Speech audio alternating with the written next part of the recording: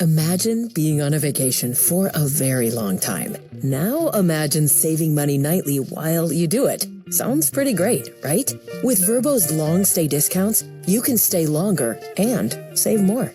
Our customers save an average of 10% when they book select properties for a week or longer. Just in case you needed another reason to extend that vacation. Book the perfect summer getaway today with Vrbo Private Vacation Rentals. Your future self will thank you later. Sydney Colson and Arie McDonald, and yet overcame all of that. A 22-point drubbing of Chicago here on Saturday night. Now they add Odyssey Sims to the roster. How do they build off of Saturday? Oh, yeah. Well, one thing about it is the way that they were able to come out and play just a few days ago showed just a little bit of what they could be without some of their key pieces, which I think is really scary to think about had everybody been healthy. I think everybody stepped up. I think everybody did what they were supposed to do and more. I think the way that they really rallied around the two players who will no longer be with us for the rest of the season, and now adding Sims has only made and improved the team. She's a former all-star. You know, she has a winning culture. She's been a part of winning teams. She knows what it takes to get it done, and she's a vet. She's been in this league for years. So very good pickup. I'm really excited to see her play tonight. Yet her 12th year out of Baylor, where indeed she did win a national championship alongside Brittany Griner. But as Eddie mentioned pregame, Odyssey will come off the bench here tonight, so it's the same starting five that worked so well on Saturday. That's Kelsey Mitchell and Sophie Cunningham in the backcourt, along with Lexi Hull, Natasha Howard, and Aaliyah Boston, and the black and red threads. While Dallas on the road wearing white their uniforms, read wings across the chest in navy. Their starting lineup, notably without Arike Ogunbowale, another former national champ here in Indiana at Notre Dame. She was not on the original injury report, and then it was announced pregame tonight that she is out with a right knee injury. That's significant for the Wings. Yeah, that's tough. And you know what? I mean, she's been an all-star. She's an amazing player. So the Dallas Wings are going to have to step up and welcome Grace Berger, who's in the lineup tonight. And that's a great. She's a former Indiana Hoosier, went to IU, along with played here with the Indiana Fever for some time as well. Exactly. They still do have a few former national champs themselves in the starting lineup, like Paige Beckers and Haley Jones. It'll be Louisa Geisel-Suter who will jump things up against Aaliyah Boston. This game on national TV on ESPN, so several cameras out on the court capturing the scene, but we're glad you're with us here on the radio side. It's so awkward when they come up there right in your face. Did you get that treatment when you played at Kentucky? Well, you know, I don't want to brag. Tonight's crew chief is Eric Bruton. The ball is up in the air, and we're underway. Fever have it first, going left to right here at Gainbridge Fieldhouse. Packed on a Tuesday. Indiana in the half court on the right side. Lexi Hull left perimeter, guarded by Grace Berger. Puts the ball on the floor, sends it at the logo to Sophie Cunningham, works it right wing to Aaliyah. Aaliyah spins in the red paint and banks it in. Bow, bow, bow. Underway, 2-0 Fever, a half minute through. It's always good when AP gets that score, especially early. You see what her mindset's going to be. The All-Star now on defense as Indiana comes out in a zone, which they debuted on Saturday in the corner near the Fever bench. Sophie marked up on Beckers, work it right block, and Jones banks it in over her former college teammate Lexi Hull. They won a natty at Stanford. Yeah, they did. They definitely have some histories together. I want to see the competition. AB with a little shake, driving left lane, and a foul. It goes on Haley Jones, who was mired in foul trouble the last time these teams met 11 days ago down in Texas. I can't believe that was only 11 days ago. So much has happened, since then. That was the start of that season-long 5-game road trip, or 4-game road trip. Felt like 5. True. Another thing to look out for, too, here is AB hits that one, got the shooter roll on that one. Being able to come out and play with really no expectations. That's what the Wings right now have. They're missing Ogunbowale. They're on the road. They don't have a lot of expectations of winning this game. Sometimes that makes you play a little bit more free, so Fever definitely have to come out focused. That is the glass half full look for the Wings. They have lost 5 in a row. They've also lost 5 in a row to the Fever dating back to last year. Short corner left, Maddie Siegrist. Now on the left wing, Siegrist shoots over Howard, misses to the right, and the rebound snatched by Alexi. Outlet to Kelsey, right sideline. Probes into the corner, pulls out, fires. 3-ball, in and out. And a defensive rebound for Dallas. Fever up 4-2, a minute and a half through. Beckers are the Gainbridge logo, right wing, guarded by Sophie. Fever playing man-to-man. Midi, right baseline, and it's money for Siegrist. First time that she's been healthy to go against Indiana this year. Yeah. 4-4, almost 2 minutes in. Between the rings, AB with it, guarded by Geisel Suter, who pokes it away into the backcourt. Boston collects, but the shot clock is down to 8. Across midcourt at the logo, going downhill, left elbow. Now stops, puts it up short, and a defensive rebound for Dallas again. Beckers with pace, right to left wing, crosses up on Alexi, now fires from the left elbow, no good, good contest by AB, rebound Fever. Lexi, left baseline, drives, a whistle, she was out of bounds.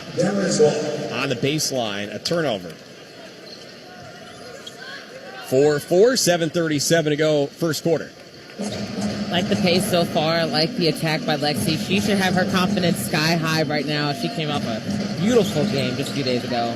Season high 17 points against the Sky after she had gone a few games in a row without making a 3. Here's a 3 for Beckers, right wing, no good, but she was fouled by Cunningham and will shoot 3. Beckers has a knack for drawing fouls. As now not only apparently is it a foul, it's potentially going to be a situation where Cunningham could be called for being in the landing space of Beckers, which would be not only 3 free throws, but also continued possession for the Wings. Yeah, that's tough. The closeout was there. We know the type of energy and offense that Paige can bring, so you definitely do want to know where she's at and tail her, but we got to let her land. So the crew chief, Eric Bruton's got the headset on at the monitor at the scorer's table across the way from us. We're coming to you from the concourse level on the side opposite of the benches. Eric Bruton is working with Claire Aubrey, who's to his right, and Amy Bonner, another veteran official. Teams by their benches right now. Freddie dancing at midcourt. He's messing with one of the ushers. Come on, battle him. Of course, while we have a moment, want to make sure you don't miss out on tonight's game night special. It's a Fever Stranger Things upside down crew fleece that's normally $70, but on sale right now for just $40. You can also shop for all other Fever merchandise now at feverteamstore.com. And even as we're into the later part of the season, it's incredible. They always are well stocked with new gear. Yeah, and you know what? I have yet to get over there, but I will. But I always like a good bargain. So maybe I've been waiting for so long so I could go ahead and get the bargain. But I love Stranger Things. Huge fan. So I got to be able to see that one all the way through. Okay, now if there's any point tonight where we don't hear from Bria for a few minutes, there's the explanation. Have you gotten a look at the replay here and have an opinion on whether or not this should be upgraded to being a landing space violation? So just on the replay, it looks like Paige is coming up. She's got some room, so she definitely rises into that 3-ball. Sophie does a good job chasing her off the screen, but she tried to stop herself as when Paige came down, just got the crack of her toe. Ready to a flavored one on Sophie Cunningham.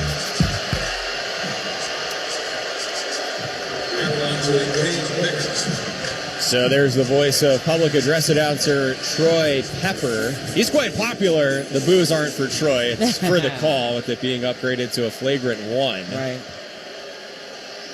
Yeah. 3-point shooting, something certainly to monitor.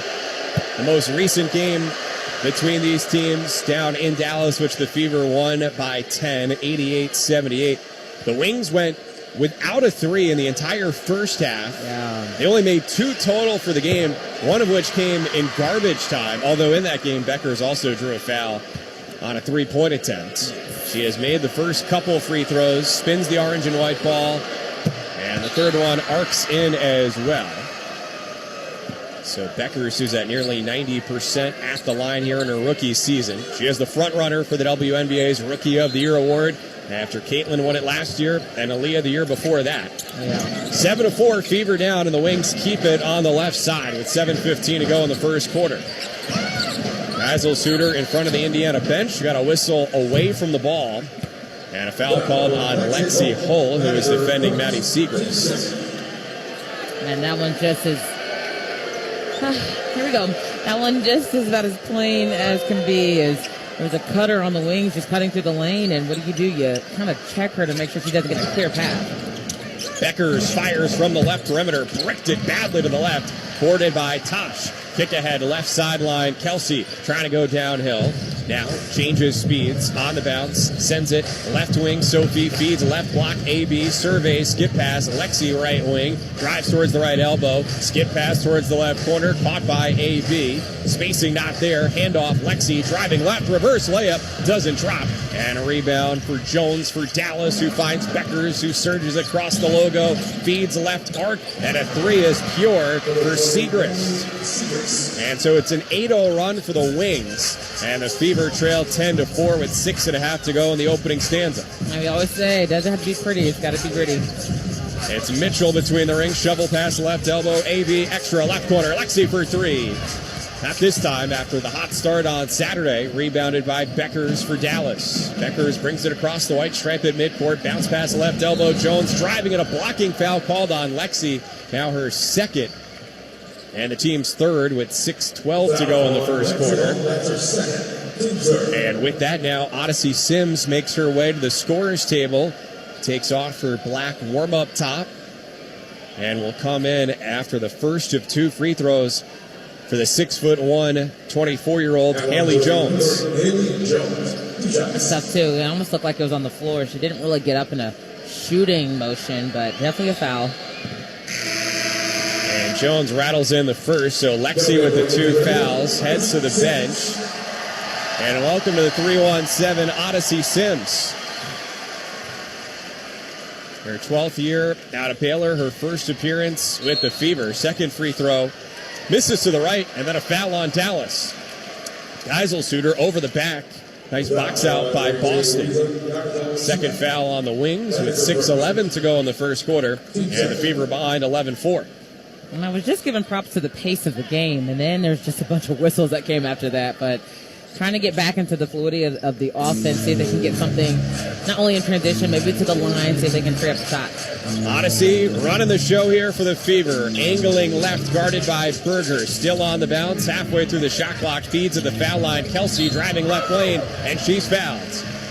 It's on the 6'4" native of Germany, Geisel-Suter. Her second. Oh, that's tough. Dallas Wings definitely don't want to be in nowhere near foul trouble, as they just don't have the deep bench today.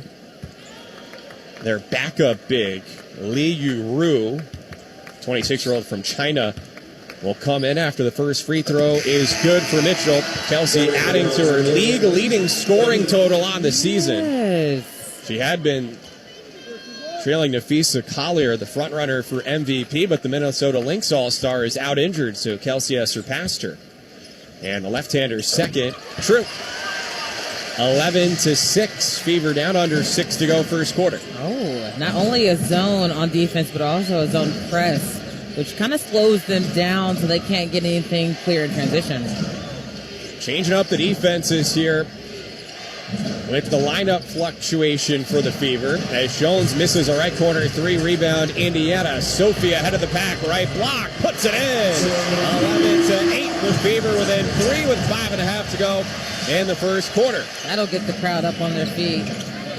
Siegrist right corner in front of the bench where Caitlin stands. Bounce pass to Grace Berger, back to Segrist. She finds Beckers in the right corner, guarded by Cunningham, not on the shot clock. Beckers into the red paint, spins, fadeaway shot, front rim, off to the right. Offensive rebound, Segrist, blocked by Boston. Second effort for her, short air ball.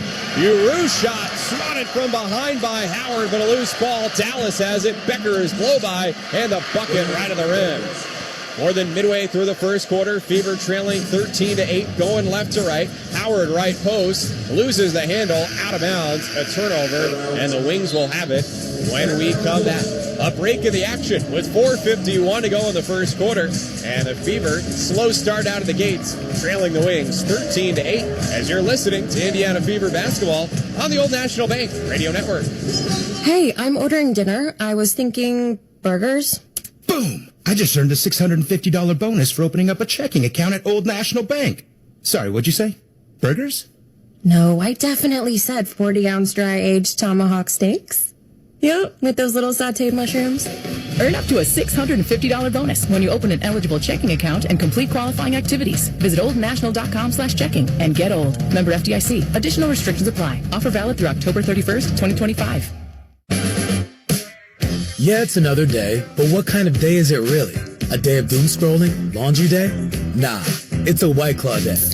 Light and refreshing tasting, uniquely cold way filtered. There's an iconic flavor for everyone.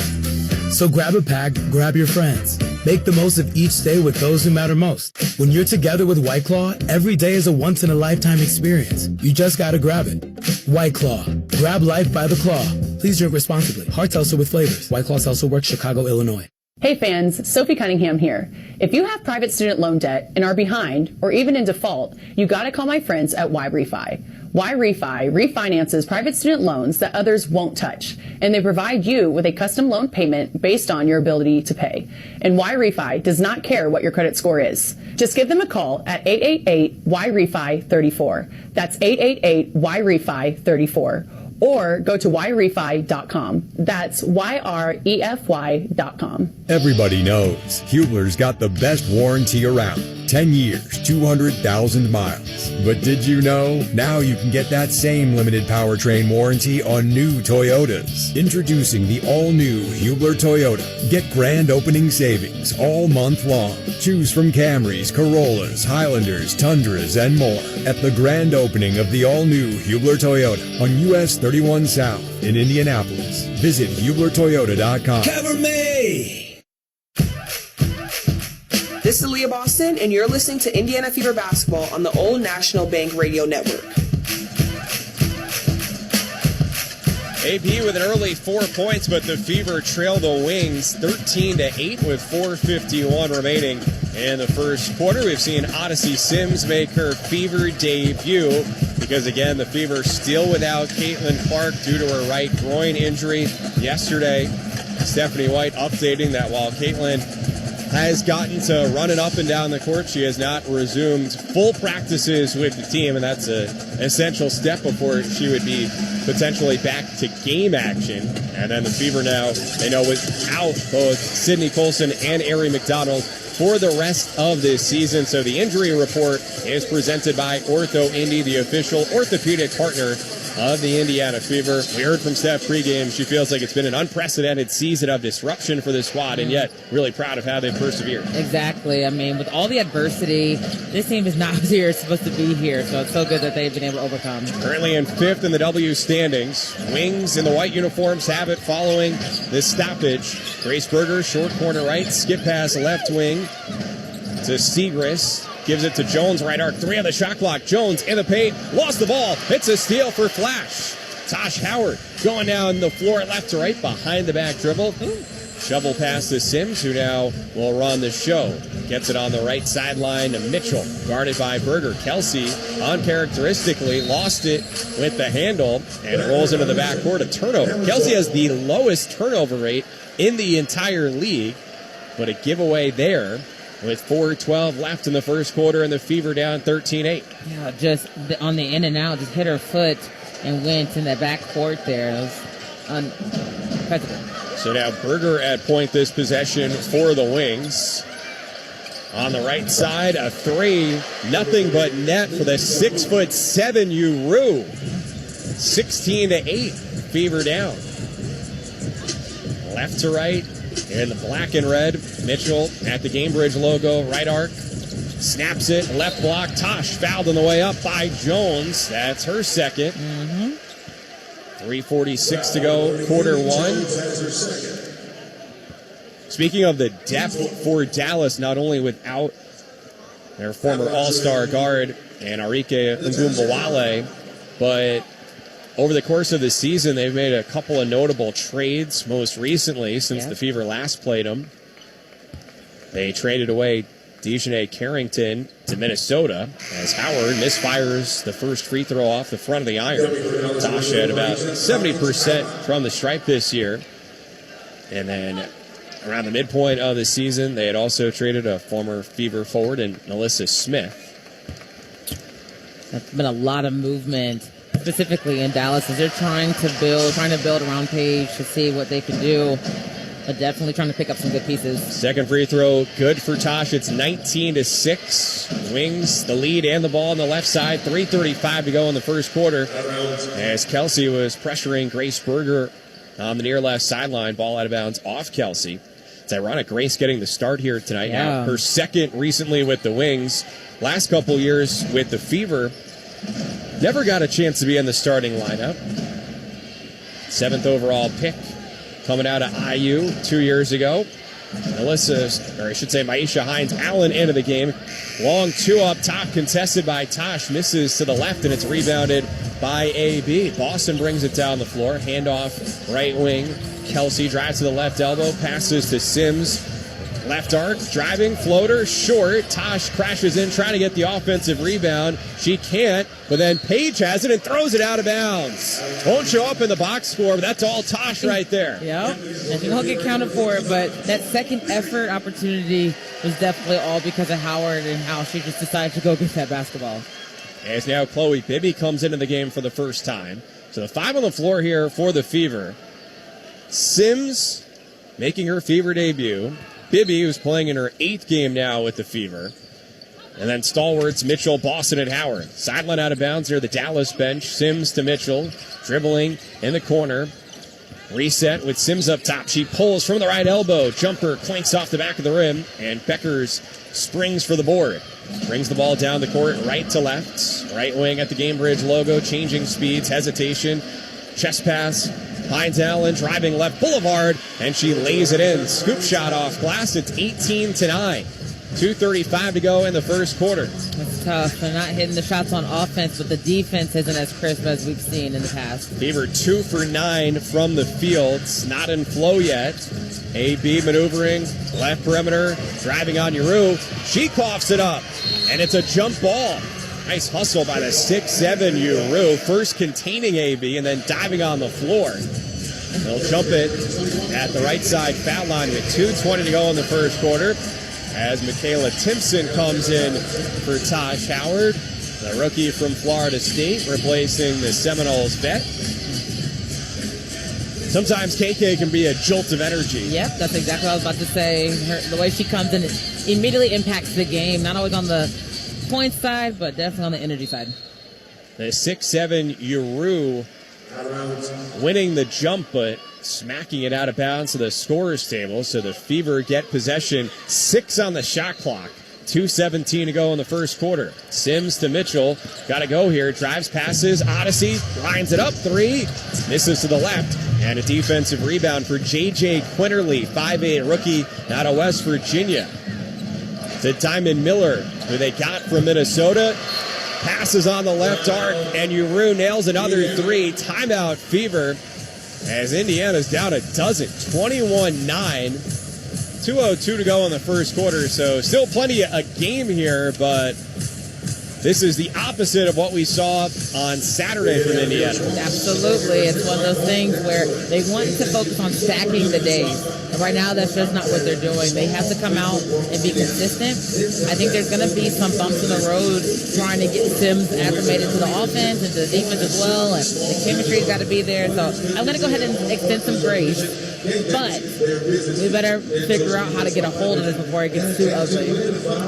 Oh, yeah, it's Grace Berger and the Wings ahead 21-9, 2:02 to go in the first quarter. So, Priya, with your experience as a guard at the pro level, while we pointed out that Odyssey Sims has been in situations like this before where she has joined a team mid-season. Again, she's been in the WNBA since she was the second overall pick in 2014. To give you an idea of how long ago that was, she was drafted by the Dallas franchise back when they were the Tulsa Shock. So it's been a minute, and along the way, after a few years down there in the Southwest, played for the LA Sparks, the Minnesota Lynx, the Atlanta Dream, back to the Lynx, the Connecticut Sun, parts of the last 2 seasons with Dallas, although their group was mostly a pretty different looking squad than they have right now. She was with the Sparks late last year, and then earlier this year, she started 11 games with them, appeared in 12, but was waived on July 2nd, just ahead of a matchup against the Fever here at Gainbridge Fieldhouse. But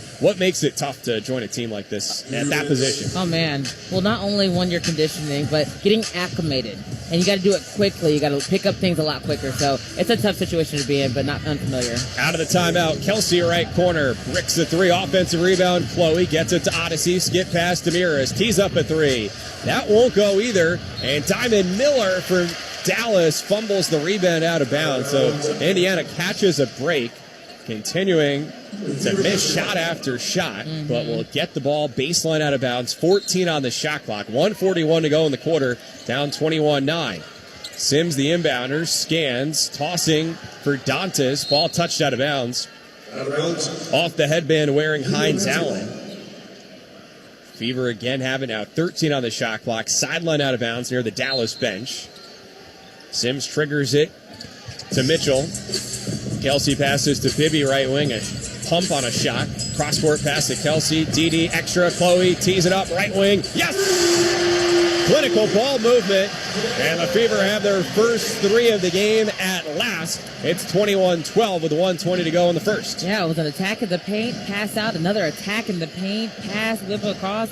That's how you get the offense moving and going. And now it's an interception for KK. But she stepped out of bounds on the sideline right in front of CC and the Fever bench. You know, she has something to say about it. 1:12 to go in the period, 21-12. We also haven't seen Bibby hit a 3 in a few games, so to see that one go through, it's got to feel good for her where her confidence is at. Yeah, she had been the first Fever player in a long time to make multiple 3s in each of her first 3 games, but a bit of a cold spell since. Miller probes to the left elbow. Now it's Quinterly between the rings. Finds an open Hines Allen. Right side triple. In and out. And KK grabs the defensive rebound as she's double teamed. Trying to muscle her way out of it. It's a jump ball. She got tied up with Uru at 6'7" and then Quinterly at 5'8". 52 seconds to go in the quarter. Fever behind by 9. Indiana just 3 for 13 from the floor. So they've made only 3 shots while they've been called for 3 fouls. Dallas not exactly on fire. They're 7 of 17. That's 41%, but 3 of 7 from downtown. Timpson jumping against Uru. 20 on the shot clock as Miller grabs it. A whistle blown by Claire Aubrey, I believe, to reset the shot clock. Yeah, it was the shot clock automatically switched to 14 seconds because Wings got the ball, but they made it known that it was going to be 22. Side out. Miller gets it. Left wing feeds the block on the left side. Uru utilizing her height this time. Interior scoring. It's 23-12. Kelsey surges down the floor left to right. Sims left perimeter. Going left towards the Dallas bench. Pick and pop with Demiris. Sends it Chloe. Another 3 right wing. Got it again. Oh, yeah. Telling you, you see one go through other shooter. Oh, man, it just opens up like you're throwing the ball into the ocean. So she's heating up, and now after the make on defense, playing his zone. 18 seconds to go in the quarter. Fever within 8. And Dallas turns it over. Quinterly on the right wing. Had a pass out of the grass, cross court for Hines Allen. So shot clock off. 15 seconds to go in the period. And the Fever will try to chip into the 8-point deficit. Fine, Bibby. Got the hot hand. Mitchell, there's some confusion. 3 seconds to go in the quarter. Pass to DD. Got to let it fly. Step back three. Did she get it off in time? Doesn't matter. Misses to the right. And that does it for the first 10 minutes. The Fever down by 8, 23-15 at Gainbridge Fieldhouse. Second quarter after this. You're listening to Indiana Fever basketball on the Old National Bank Radio Network. From buzzer beaters to buzzbait and cornhole to canoes, Academy Sports and Outdoors has all you need to find your fun. And when fun's the goal, anything is possible. We're here for pre-game gear-ups, camping trip do-withouts, and days when the best things in life happen right outside your back door.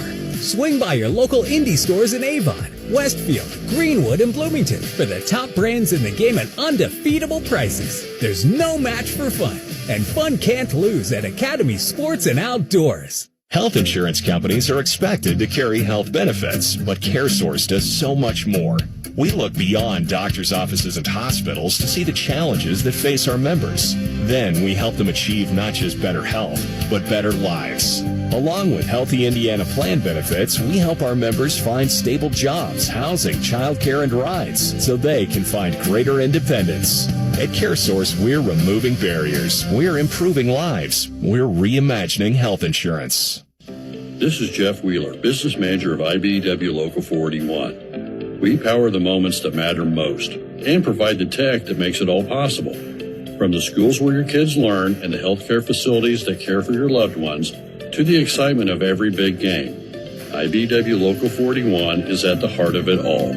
Whether it's game day or every day, our union members ensure everything runs smoothly. IBEW Local 481, proudly powering your community.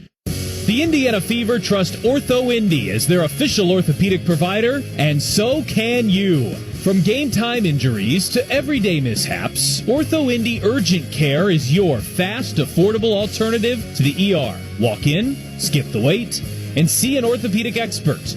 No appointment needed. Injuries happen. OrthoIndy is ready. Find a location near you at orthoindy.com. OrthoIndy, trusted by the pros. Here for you. Breaking news, and this one is almost unbelievable. Yeah, it's all about new customers at Bet365 because they get $150 in bonus bets when they bet $5, win or lose. And even better, bonus bets can be used on the spread, totals, and player props. There you have it. Bet $5 to get $150 in bonus bets, win or lose. And see why. It's never ordinary at Bet365. 21 plus only. Must be physically located in Indiana. Gambling problem? Call 1-800-9 with IT. T&Cs apply. Available in app only. This is the exclusive radio home of the Indiana Fever. WIBC HD2, W298BB, WIBC HD3, W228CX, Indianapolis.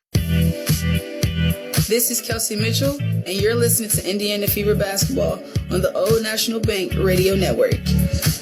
The WNBA's leading scorer hasn't gotten going yet. Just 2 points in the first quarter. Came at the foul line. Otherwise, 0 for 2 from the floor. Missed a couple of threes. Didn't get any good looks driving outside of that time that she drew a foul. So the Fever trail the lowly Dallas Wings 23-15. It's a Dallas team that's 8-24 on the season. Only Connecticut has a worse record. As we remind you, it takes guts to win and the same courage to do work that changes lives. Join Daymar and make a difference for kids with autism and the families who love them. Visit daymar.org today. That's DAMAR.org. John Nolan with Bria Goss. Bria, let's give credit to Dallas here. What are they doing well so far that has made life tough for the Fever? Well, one, the bench has come out and they've scored 10 points. Okay, in that first quarter. That's a tough situation that the Fever has been put in. I'm not going to lie, when you don't have a lot to play for or they're trying to figure things out, don't have a lot to lose, it's kind of a, hey, let's just go out here and see what we can do type of feel, which kind of relaxes players. So you got to be able to overcome that. I think they're moving the ball well. I think they're finding holes in that zone on defense. So we've got to be able to plug and chug a few things. But all in all, the fact that we're only down by 8 points is a blessing. So we've got to be able to pick it up this quarter. 8 points from the 6'7" Lee Yuru off the bench to lead all scorers so far. She's camped in the left corner as Dallas has it right to left to begin the second quarter. She gets it in that left corner, now flips it over to Hines Allen. Left perimeter between the rings. Grace Berger to the left elbow, behind the back dribble, guarded by Sophie. Forces it up, and it falls. Swirled in, and it's 25-15. The Fever down by 10. Left to right, first possession, second quarter. Sims ambling left, passes to Bibby. Right arc guarded tightly by Miller. Back to Sims at the logo. Skip pass intercepted by a leaping Quinterly. Outlet Miller, left sideline. Bounce pass Yuru. She lays it in. That was pretty. She almost dunked it, didn't she? At 6'7", she doesn't need to get off the floor too much. Fever down a dozen. Bibby left arc. Dribbles, drives, misses. Offensive rebound for a moment for Timpson, but she can't hang on. And now it's Dallas going right to left. Miller drives, can't score it. And an offensive foul is called. Chloe Bibby draws the charge against Miller, the Maryland alum. That was a tough break there. I'm glad that she was able to get out, not give up on the play. One of the best things that the offense can do for the Wings is beat the zone and going in transition, maybe a little bit one-on-one, which has been those last couple possessions. That's another battle between former collegiate teammates. Bibby, ex-Terp herself. She has it right arc. Fever down 12, 8:40 to go, first half. Sophie, left wing, puts it on the floor, passes left corner to Sims, back to Cunningham at the foul line. Jump pass right corner. Chloe catch and shoot. She's on fire. Chloe Bibby keeping the Fever in this game. It's her third triple of the opening half. On the board on the big screen right now, they only give her credit for a 2. We'll have to wait and see on that. Yuru, right corner 3, front rimmed it, defensive board KK. Odyssey playing point in her Fever debut across the timeline, crosses over left to right, finds a cutting Sophie, left to the hoop, dribbles out. Now her pass inside to KK, and a foul called on Yuru reaching in with 8:02 to go in the half. Fever down 27-17. It's a great find, great ball movement. I love the 2 feet in the paint attack by Sophie Cunningham, and then just been able to find Bibby, who was on the line. You got to look at the replay. I got to look at the replay. It's one of those where you step into it, but good find. I'll look at it. Indiana in the black and red, half court right side, another turnover. Stolen by Hines Allen. Up ahead to a streaking Segrist who lays it in left side. 29-17. Villanova alum with the bucket. Hot potato passing for the Fever. Dantas, left perimeter, handoff, Sims, guarded by Beckers. Problem for Indiana right now is that Beckers isn't even doing too much. Sophie, right side 3, front rim, and it goes! Took a big bounce off the iron and dropped in. A la Hallie at the Garden is now Beckers uncorks, left side 3, short rebound. Chloe trying to feed it down the floor, but instead it's stolen. Indiana sloppy so far, and Segrist has a layup right side. Another defensive breakdown by the Fever. So even after Sophie knocked down the 3, Fever find themselves down 31-20. And for the second time in less than 13 minutes, Steph White has to call a timeout to halt the momentum of the visitors. So we'll take one here as well with 7:06 to go in the second quarter, and the Fever trailing the Wings 31-20. You're listening to Indiana Fever basketball on the Old National Bank Radio Network. What's the hottest ticket in town? The Indiana Fever. The best way to get there? Indigo. Catch the Fever by catching the bus.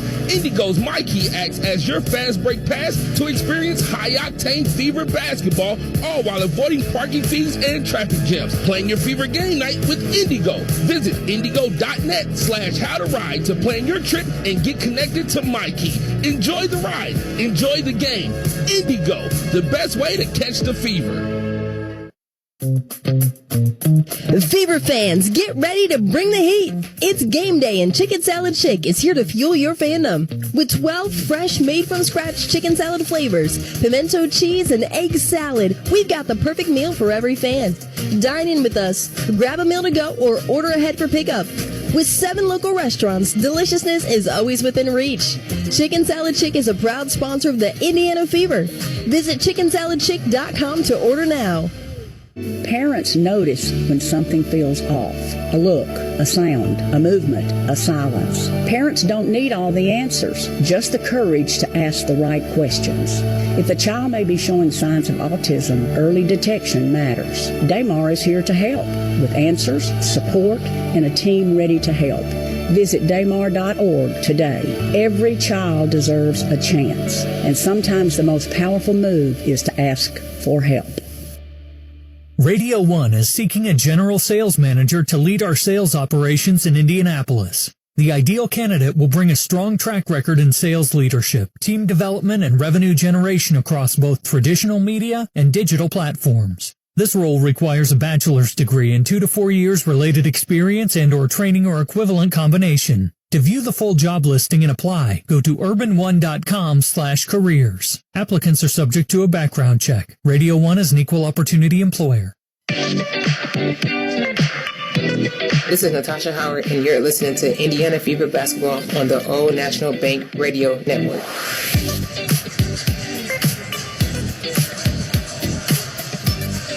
Even on a Tuesday night with school back in session, the fair going on, still a great crowd at Gainbridge Fieldhouse.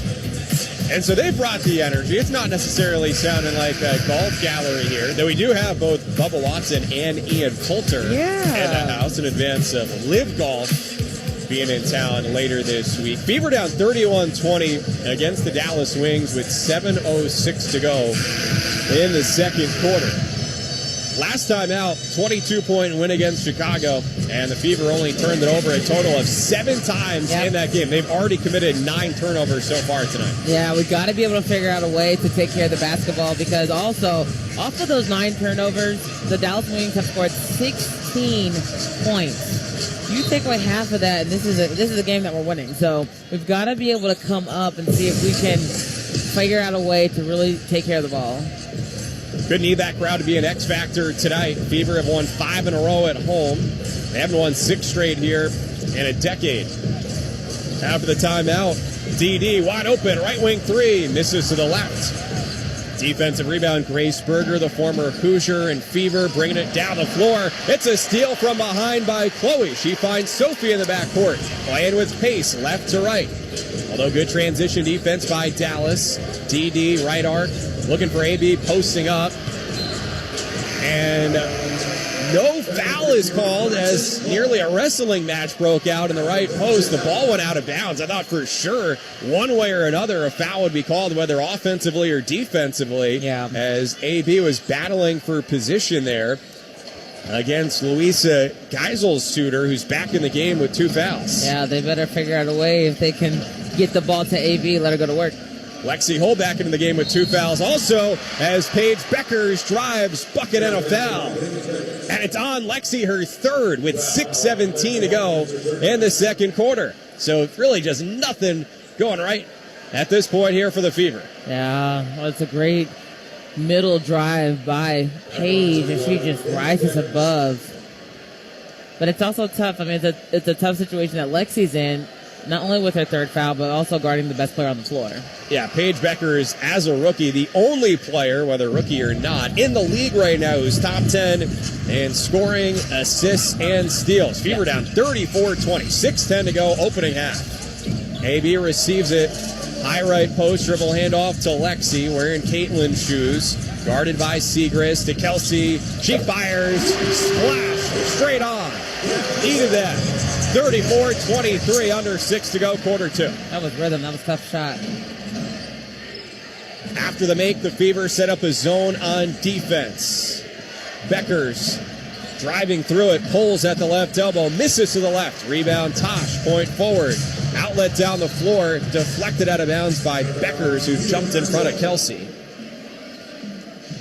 Right around the TV broadcast table, Rebecca Lobo and Ryan Rucco on the call tonight. Sideline out of bounds, goes to Sophie. She handles, guarded by Beckers. Whips the pass to the foul line to AB. Looking for help. Handoff, Kelsey. Bounce pass, threading the needle for AB. Misses the bunny right block. Offensive rebound. Sophie finds AB, puts it in. 34-25. Fever within 9. 5:13 to go, second quarter. And a timeout called by Dallas. Almost midway through the second quarter. The Fever faithful have some life here. Indiana has been down by as many as 14, but a little 5-0 surge. And so we'll step aside. 34-25. You're listening to Indiana Fever basketball on the Old National Bank Radio Network. Better Water starts with a free water analysis from C&J Water, proud partner of the Indiana Fever. From hard water solutions to pure, great-tasting drinking water, C&J Water is committed to helping you enjoy better water in every glass, load of laundry, and shower. Schedule your free water analysis today at cnjwater.com and discover how much better your water can be. C&J Water, local, trusted, and the choice of the Indiana Fever. Ladies and gentlemen, let's take a moment to recognize U.S. Foods, a proud sponsor of the Indiana Fever. At U.S. Foods, quality is their top priority. From sourcing the finest ingredients to delivering exceptional products, they are committed to helping customers succeed. Whether it's in the kitchen or on the court, they support the highest levels of excellence. Thank you, U.S. Foods, for your dedication to quality and supporting our team, who's also driven to be the best. U.S. Foods, we help you make it. When it comes to your education, WGU helps you stay in the game. Whether you're working full-time, raising a family, or juggling both, WGU's online accredited programs help you earn a degree in business, technology, education, or healthcare on your schedule. You can even score your degree faster by taking tests and turning in assignments as soon as you're ready. Join the thousands of students across Indiana who are making big plays for their future. Learn more at wgu.edu. Breaking news coming in from Bet365, and it's no surprise. Same game parlay from Bet365 just keeps getting better. Well, it's even easier to make a bet. Choose from the most popular markets like hits, run line, totals, and home runs. So many to choose from. Download the app, start building your bet, and see why it's never ordinary at Bet365. Gambling problem? Call 1-800-9-WITH-IT. 21 plus only. Must be physically located in Indiana. T&Cs apply. Hey, I'm ordering dinner. I was thinking burgers. Boom! I just earned a $650 bonus for opening up a checking account at Old National Bank. Sorry, what'd you say? Burgers? No, I definitely said 40-ounce dry-aged tomahawk steaks. Yep, with those little sauteed mushrooms. Earn up to a $650 bonus when you open an eligible checking account and complete qualifying activities. Visit oldnational.com/checking and get old. Member FDIC. Additional restrictions apply. Offer valid through October 31st, 2025. Well, not only did the Fever sign Odyssey Sims this week, but yesterday the team was proud to welcome 5 athletes from Special Olympics of Indiana as the newest members of the squad, and it was so cool to see. They got glammed up, made their red carpet debuts, joined the team for practice, and even picked up fresh fits at the Fever team store. That's what it's all about. So much bigger than basketball itself, so I'm so glad I'm able to see that content yesterday. Well, right now, the Fever trail the Wings 34-25 midway through the second quarter. Left wing an open three for Segrist, too strong. Rebounded by AB. Shovel pass ahead to Kelsey. Surges down the floor. Put on the gas. Left elbow, Jay. Got it. All gas, no brakes for Kelsey Mitchell. And the Fever are within 7. It's a 7-0 run. Not as easy as it gets right there. Downhill, left side, Kelsey Mitchell. After the make, play in zone. 3 from the left wing for Geisel Suter. No. Offensive rebound for Jones. She misses. Lexi has the rebound. She's doubled. Passes out of it to Tosh. Transition for Indiana, left to right. Tosh, right boulevard drive. Now left to the rim. Runner, no. Offensive rebound, AB. And she muscles it up and in off glass. 9-0 run for the Fever. It's 34-29. 4:15 to go, second quarter. Just like that, right back into the game. You know this game is about runs, so you got to come out and get a stop here. Beckers between the rings. Skip pass, left corner. Segrist tries again and buries the triple. 37-29, under 4 to go. First half. Sophie at the controls, angling left towards the Dallas bench, now crosses over against Beckers, sends it between the rings to Mitchell, guarded by Miller, bounce pass, right elbow, AB, faces up on Geisel-Suter, power dribble in the paint, misses off the window, loose ball on the floor, and it's scooped up by Miller for Dallas. Pass at the right elbow to Jones, a leaner, drops. So a 5-0 response for the Wings, 39-29. 3.5 to go, second quarter. Sophie picking up the pace, fouled by Miller, right foul line.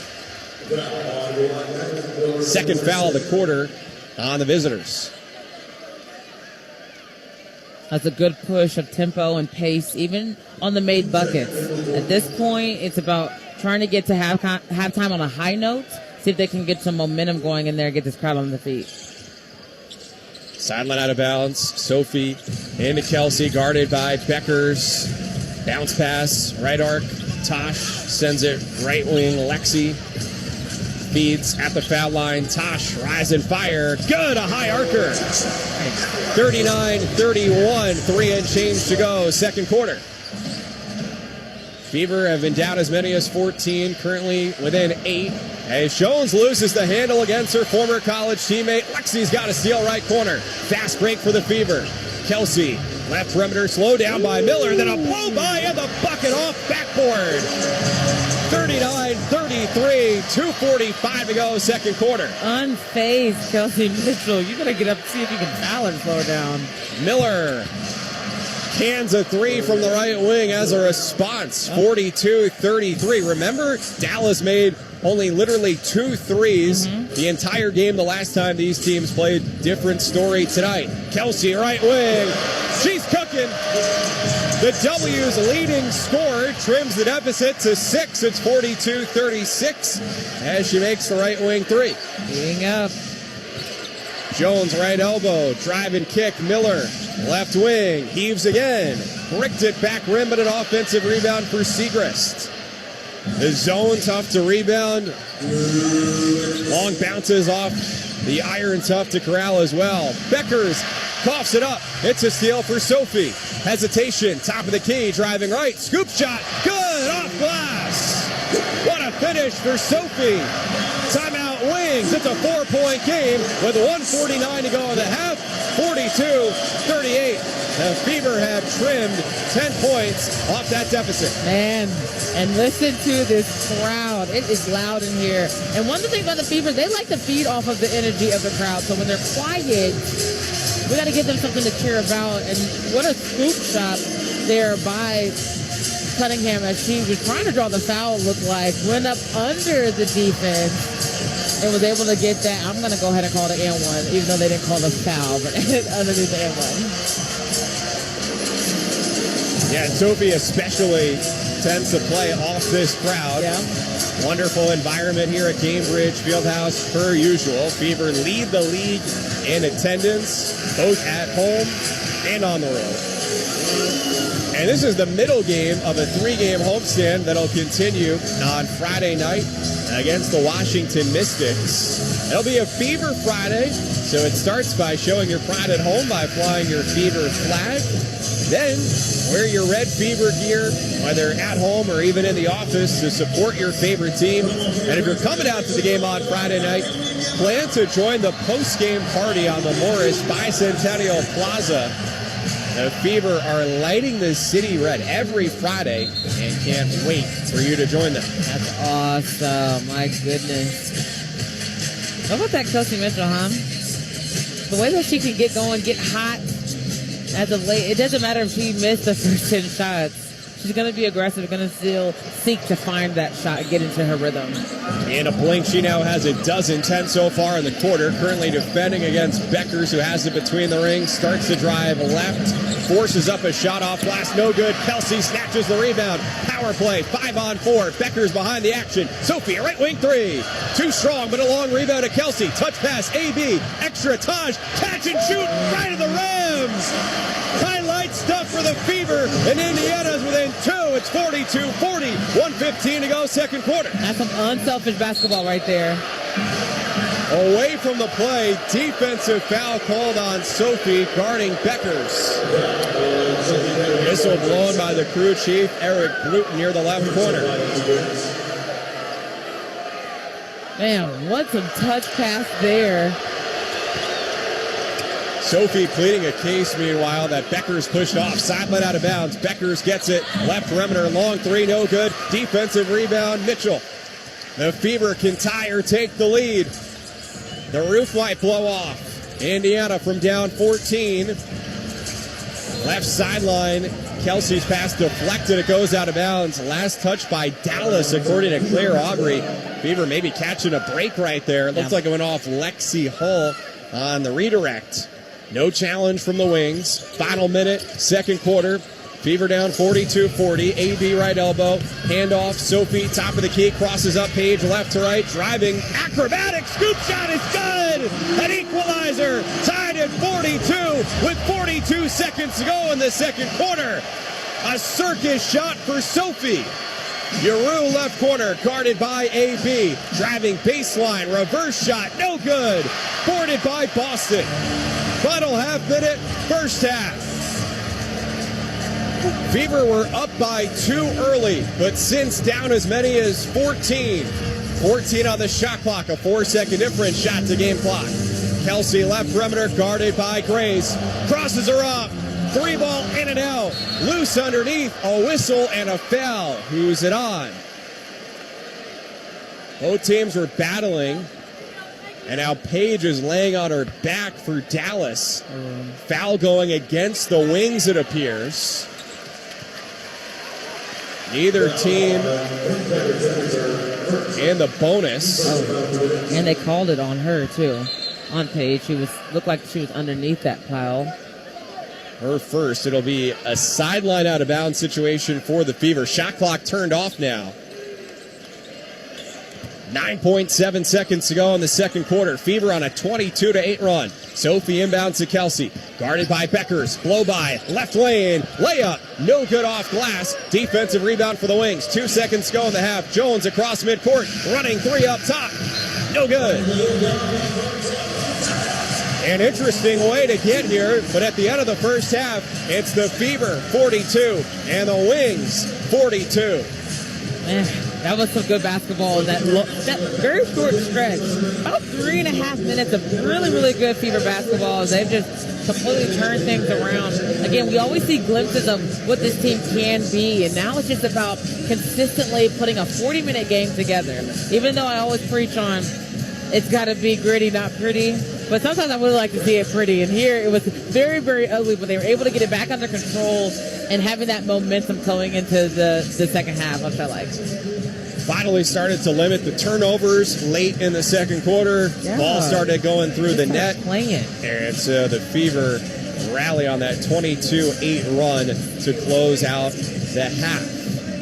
We'll step aside now. When we come back during the intermission, we'll take a listen back to highlights from the first 20 minutes, go through some of the numbers, and get you ready for quarter number 3. It's the Fever and the Wings, locked at 42. Halftime at Cambridge Fieldhouse as you're listening to Indiana Fever basketball on the Old National Bank Radio Network. Hey fans, Sophie Cunningham here. If you have private student loan debt and are behind or even in default, you gotta call my friends at YRefi. YRefi refinances private student loans that others won't touch, and they provide you with a custom loan payment based on your ability to pay. And YRefi does not care what your credit score is. Just give them a call at 888-YRefi-34. That's 888-YRefi-34. Or go to YRefi.com. That's YREFY.com. Health insurance companies are expected to carry health benefits, but CareSource does so much more. We look beyond doctors' offices and hospitals to see the challenges that face our members. Then we help them achieve not just better health, but better lives. Along with Healthy Indiana plan benefits, we help our members find stable jobs, housing, childcare, and rides so they can find greater independence. At CareSource, we're removing barriers. We're improving lives. We're reimagining health insurance. Need a winning play for your halftime hunger? Chicken Salad Chick has you covered. We make every recipe from scratch daily with the freshest ingredients because you deserve nothing less than delicious. Enjoy 12 varieties of chicken salad, pimento cheese, and egg salad at any of our 7 local restaurants. Chicken Salad Chick is a proud sponsor of the Indiana Fever. Learn more at chickensaladchick.com. This is Jeff Wheeler, business manager of IBEW Local 481. We power the moments that matter most and provide the tech that makes it all possible. From the schools where your kids learn and the healthcare facilities that care for your loved ones to the excitement of every big game, IBEW Local 41 is at the heart of it all. Whether it's game day or every day, our union members ensure everything runs smoothly. IBEW Local 41, proudly powering your community. From hook shots to fishing hooks and backyard grills to lake chills, Academy Sports and Outdoors has all you need to find your fun this season. And when fun's the goal, anything is possible. We're here for pre-game gear-ups, camping trip do-withouts, and days when the best things in life happen right outside your back door. Swing by your local Academy or shop academy.com for the top brands in the game at undefeatable prices. There's no match for fun, and fun can't lose at Academy Sports and Outdoors. This is Sophie Cunningham, and you're listening to Indiana Fever Basketball on the Old National Bank Radio Network. Sophie, part of the spark in the second quarter as the Fever are tied with the Wings at 42 inside Gamebridge Fieldhouse. John Nolan with Bria Goss. Our engineer is Scott Fenstermaker. Our producer is Eddie Garrison. Karina Scott hanging out with us here tonight as well, a future broadcasting star. Interesting first half as the Fever fell behind by 8 at the end of the first quarter. They were down by as many as 14 in the second, but then ended the half on a high note. 22-8 run. Sophie with 9 points in that second quarter here on Inspiring Women Night, presented by Teleties. And actually, in the background right now, you may hear the voice of Lynn Dunn, former coach and general manager here for the Fever, one of the most essential figures in this franchise's history. And as part of this Inspiring Women Night, it was announced yesterday by general manager Amber Cox that the Fever are now naming an award after Lynn Dunn to be handed out here going forward. So Lynn is being interviewed by our friend Kelsey Casper, who you see as the sideline reporter on Fever local TV broadcast. So before we talk about this first half and look ahead to the second half here, Bria, how about Lynn Dunn and Inspiring Women Night? Man, I mean, she's been around the game for so long and has been able to be a part of so many different conversations, changing the women's game, getting more people involved, making it bigger than basketball. And not only as a player, but as a coach and as somebody who wants to be a good person, her character always shines through. She's so unapologetically her. And actually, she spent some time at my university and was my coach's mentor when they were having some troubling times. So when I would go back and see her and have some small conversations, just being a big fan because I was around that 2012 championship team and love to see her coach, love to watch them play, and love the style of play. But it's always bigger than basketball, and she is literally the walking icon of just that. Yeah, so a nice moment here for Lynn to get her figurative flowers. Give her her flowers. As they reminisce a bit about the championship she helped lead this franchise to as well in 2012. And right now, Lynn imploring the fans to help lead the Fever to a win here tonight against Dallas. Right now, let's take a listen back to highlights from the first 20 minutes. Cunningham works at right wing to Aaliyah. Aaliyah spins in the red paint and banks it in. Underway, 2-0 Fever, a half minute through. As Jones misses a right corner, 3 rebound Indiana. Sophie ahead of the pack, right block, puts it in. 11-8, the Fever within 3 with 5.5 to go in the first quarter. Kelsey passes to Bibby, right wing, a pump on a shot. Cross-court pass to Kelsey, Didi, extra, Chloe, tees it up, right wing, yes! Kelsey surges down the floor, left to right. Sims, left perimeter, going left towards the Dallas bench. Pick and pop with Demiris, sends it Chloe, another 3 right wing. Got it again! That does it for the first 10 minutes. The Fever down by 8, 23-15 at Gamebridge Fieldhouse. Transition for Indiana, left to right. Tosh, right boulevard drive, now left to the rim, runner no. Offensive rebound, AB, and she muscles it up and in off glass. 9-0 run run for the Fever. It's 34-29, 4:15 to go, second quarter. Beckers coughs it up. It's a steal for Sophie. Hesitation, top of the key, driving right. Scoop shot, good, off glass. Kelsey snatches the rebound. Power play, 5-on-4. Beckers behind the action. Sophie, a right wing three. Too strong, but a long rebound to Kelsey. Touch pass, AB. Extra Taj. Catch and shoot right at the rims. Highlight stuff for the Fever. And Indiana's within two. It's 42-40. 1:15 to go, second quarter. Fever down 42-40. AB right elbow. Handoff. Sophie, top of the key. Crosses up page left to right. Driving. Acrobatic. Scoop shot is good. An equalizer. At the end of the first half, it's the Fever 42 and the Wings 42. It was a 13-3 run for the Fever over the last few minutes there to get it level. We'll step aside when we come back, get you ready for half number 2 between the Fever and the Dallas Wings. You're listening to Indiana Fever basketball on the Old National Bank Radio Network. The Indiana Fever trust OrthoIndy as their official orthopedic provider, and so can you. From game-time injuries to everyday mishaps, OrthoIndy Urgent Care is your fast, affordable alternative to the ER. Walk in, skip the wait, and see an orthopedic expert. No appointment needed. Injuries happen. OrthoIndy is ready. Find a location near you at orthoindy.com. OrthoIndy, trusted by the pros. Here for you. Yeah, it's another day, but what kind of day is it really? A day of doom scrolling? Laundry day? Nah, it's a White Claw day. Light and refreshing tasting, uniquely cold way filtered. There's an iconic flavor for everyone. So grab a pack, grab your friends. Make the most of each day with those who matter most. When you're together with White Claw, every day is a once-in-a-lifetime experience. You just gotta grab it. White Claw. Grab life by the claw. Please drink responsibly. Hard seltzer with flavors. White Claw Seltzer Works, Chicago, Illinois. What's the hottest ticket in town? The Indiana Fever. The best way to get there? Indigo. Catch the Fever by catching the bus. Indigo's MyKey acts as your fast break pass to experience high-octane Fever basketball, all while avoiding parking fees and traffic jams. Plan your Fever game night with Indigo. Visit indigo.net/how-to-ride to plan your trip and get connected to MyKey. Enjoy the ride. Enjoy the game. Indigo, the best way to catch the Fever.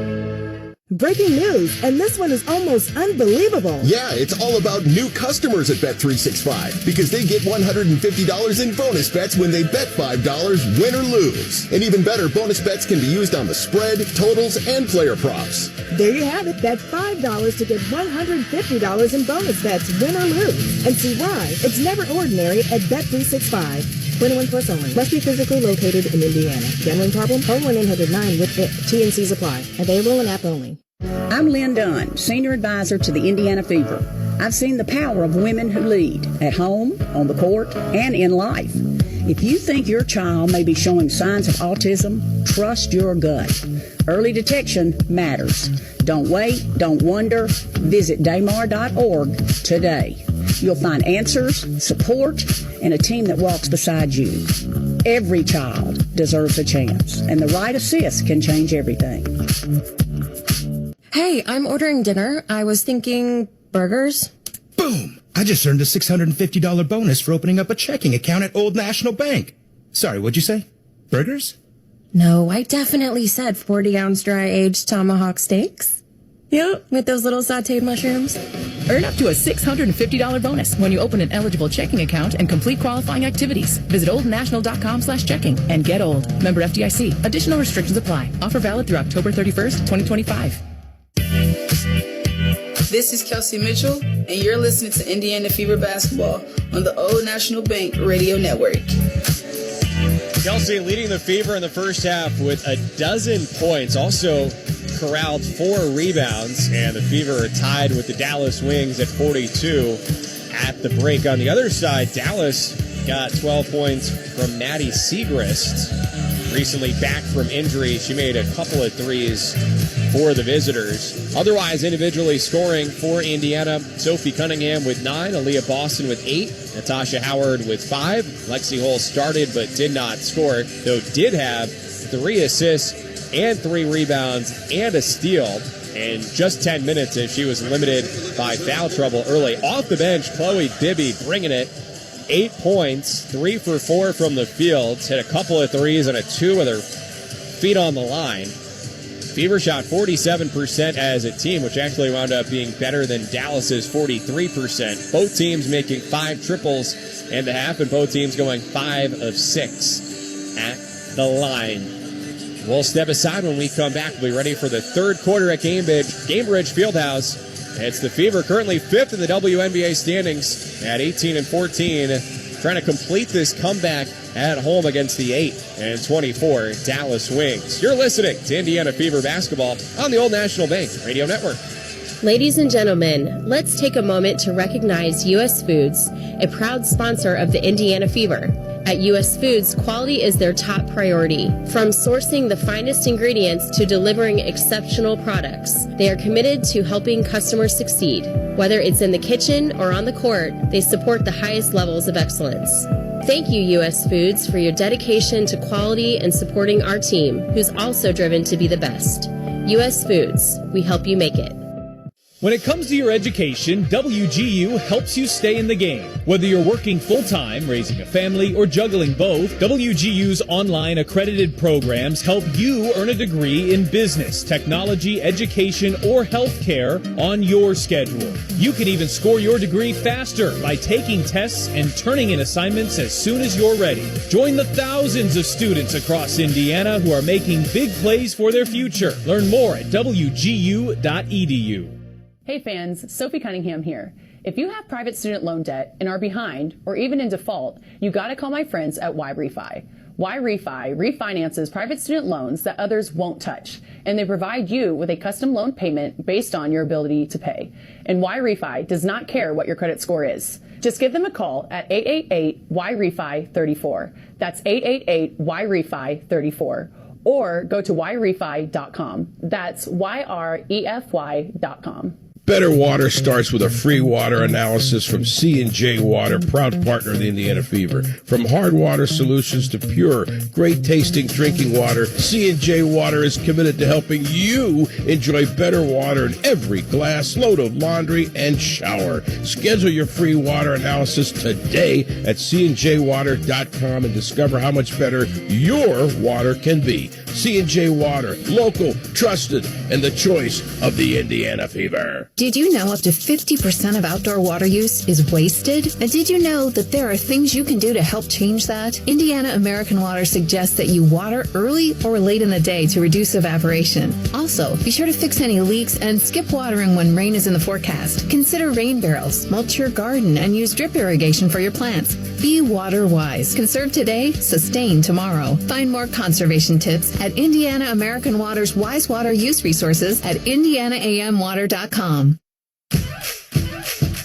This is Leah Boston, and you're listening to Indiana Fever Basketball on the Old National Bank Radio Network. Well, the Fever were playing with fire at one point in the first half, down as many as 14 points, but then they kind of caught fire. It's tied at 42 now as we enter the third at Gamebridge Fieldhouse. Bria, what's key now in this half? Yeah, one, being able to start this quarter like your life depended on it, not only because it's the Courage quarter, which is my favorite quarters of the game, but also because just to get that energy up, get the crowd back into it, use the momentum against them. This isn't a normal lineup for the Wings as they're just trying to figure things out. And even though we're doing the exact same thing, we have a little bit more seasoned players on our side, so we've got to be able to take the rings and take them early. Yeah, again, the Fever right now fighting for playoff position.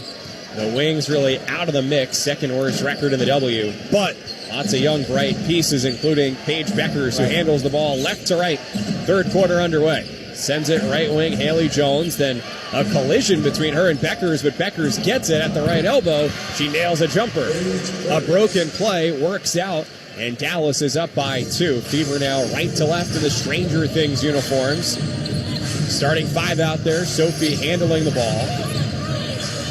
Guarded by Grace Berger, looking for a cutting Kelsey Mitchell. Instead, it goes to Aaliyah, and it doesn't matter because an offensive foul was called on AB setting a screen. So an inauspicious start now to the third quarter. Fever down 44-42, and the Wings have it. Yeah, that was tough. You know, we want to be disruptive on defense, and that last play, that's exactly what happened, but just wasn't there. Beckers has 8 points so far and lobs it right post. Reverse layup, no good for the big Geisel-Suter. Rebound, Fever. Indiana pushing. Sophie accelerating. Right corner kick to Lexi. Lexi right elbow. Bounce pass, right block. Tosh finds a cutting AB. Lefty layup, too strong, but a foul. She'll shoot 2. With 9:01 left in the third. That was a great cut there by Leah Boston as her player just, like her life depended on what, and trapped Howard on the block, which respectfully, that's exactly what you want to do. But way to have your eyes up, Tosh, and be able to see the cutter. It was a nice bit of and one, but I like the free throw nonetheless. Yeah, and Tosh, who's known as an outstanding cutter herself, that time on the facilitating side to Aaliyah, who is the leading assister among post players in the W. Yeah, it's so good when you start to see bits and pieces of other teammates start to come out in your game. You know that Lexi Hull is an energy player, so other people pick up energy. You know, Tosh can cut, and so Leah does the same thing. So it just kind of works hand in hand. Boston buries both free throws, tied again at 44. Breakdown on D, wide open foul line. J for Berger, short. Fever catch a break and get the rebound. Lexi right to left. Tosses it off to AB between the rings, angling left, finds Lexi, left baseline, midi, short, offensive rebound, Kells, reload, AB up top, passes right wing, Sophie, shot fake, guarded by Beckers, AB, 8 on the shot clock, back down, post moves, Boston, it doesn't drop, ball loose underneath, Beckers on the baseline, trying to save it, throws it out of bounds, Fever ball, new shot clock, 8:23 left, third quarter. Score knotted at 44. I don't know how Kelsey Mitchell got that rebound. There was so much traffic, she didn't even jump off the floor, but somehow came up with that ball. 5'9", it found her. She gets the inbounds pass from Sophie. Back to Sophie, exploding right lane. Her shot swatted out of bounds by Geisel-Suter. Fever with a baseline out of bounds play now with 8:17 to go in the third. 18 on the shot clock. Sophie scans, points, floats it in. AB, middle of the red paint. Right baby hook. No on the first try. Second effort, yes.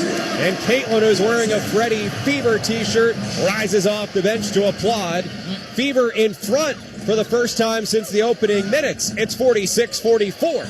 8 minutes to go, third quarter. How you do it, bucket by bucket. Beckers, right wing. 3, off to the right. Rebound, Sophie, carving through traffic at midcourt. Floats it ahead, Tosh, and she scores left of the hoop. 48-44, 6-0 run for Indiana. 7:40 left, third quarter. Beckers passes cross court, right to left, playing catch with Berger. Berger gets it, left perimeter, driving. Lexi draws an offensive foul.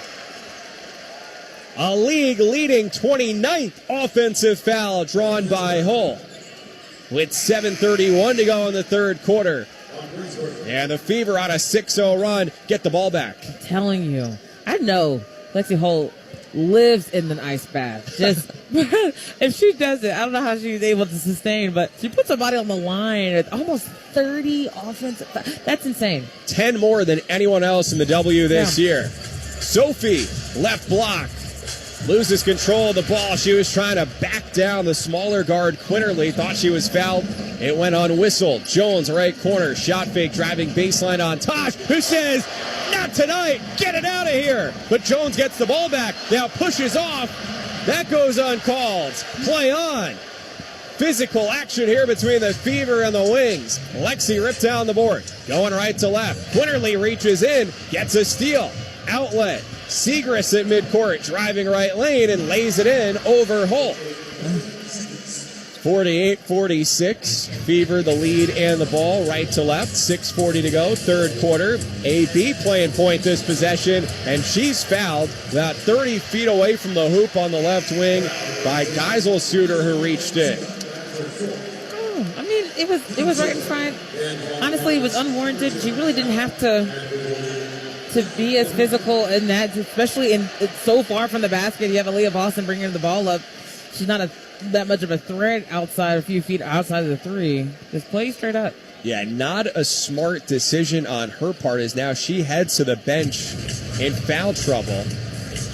Cunningham passes to AB, left arc, handoff Lexi, eyeing the rim, shot fake, probes the foul line, kicks right wing, Kelsey back to Lexi, up top, bounce pass, right block, Tosh, 3 on the shot clock, turnaround shot, good, a swish, fading away. 50-46, Fever, 6:15 to go in the third. Almost smooth as the other side of the pillow. Segrist lining it up top, but instead passes to Quinterly. Right wing, bounce pass, playing catch with Hines Allen. Quinterly, hesitation, she palmed the ball, and it's called. A turnover. Almost 4 minutes into the third quarter. Fever up by 4, 50-46. That was good defense. All you need to do is just make the offense hesitate and throws off their whole timing. So that was a good way to get your hands up. After the carry, Kelsey at the controls, angling right, pulls long 2, off to the left. Defensive rebound, Dallas, but then it's a jump ball. Both Tosh and Lexi active on the O glass.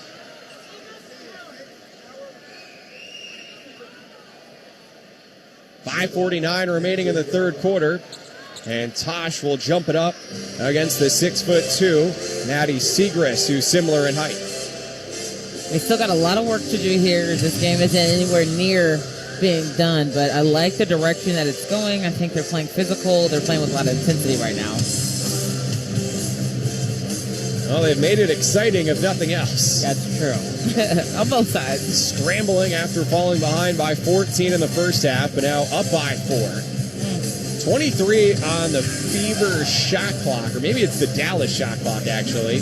Left side foul line jump ball. Rolls out of bounds. It's off Dallas. Hines Allen could have saved it in the left corner. She elected to let it roll out towards a fan wearing a Sophie Stranger Things jersey. And so the Fever get it. Fortuitous. Better talk loud. Sophie lobs it into Kelsey, left perimeter. Pass to Sophie, left arc. Rifles it, left elbow. Tosh jabs, drives. Shot no good off glass. And the rebound, Hines Allen for the Wings. She speeds down the court, left to right, driving. Sophie tried to draw a charge. No call. And the ball's out of bounds off Tosh. 5:28 left third quarter. Fever 50, Wings 46. If that was Lexi Hole, you knew that was going to be an offensive foul. Sophie's not quite putting her body on the line like that. Well, that was a tough one. Hines Allen barreling down at 6'1". Freight train. In her 8th year out of Louisville. Giroux was hot early. Right wing pop. No. Rebound Tosh. She had a double-double against her former team in Dallas a couple weeks ago. Kelsey, Hezzy up top, goes between the legs. Passes, right wing, Sophie, triple threat. Matched up against Beckers. To the right elbow, AB, backing down Giroux. 8 on the shot clock. AB spins left to right and puts it in.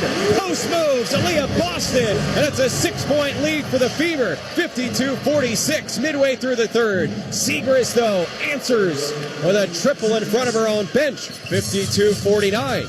Wings hanging around. Sophie towards the Fever bench. Ball touched out of bounds by Segrist. Fever will have it when we come back. A break in the action. 4:41 to go. Quarter 3. It's a 3-point lead for the Fever. 52-49. You're listening to Indiana Fever basketball on the Old National Bank Radio Network. Hosting a watch party?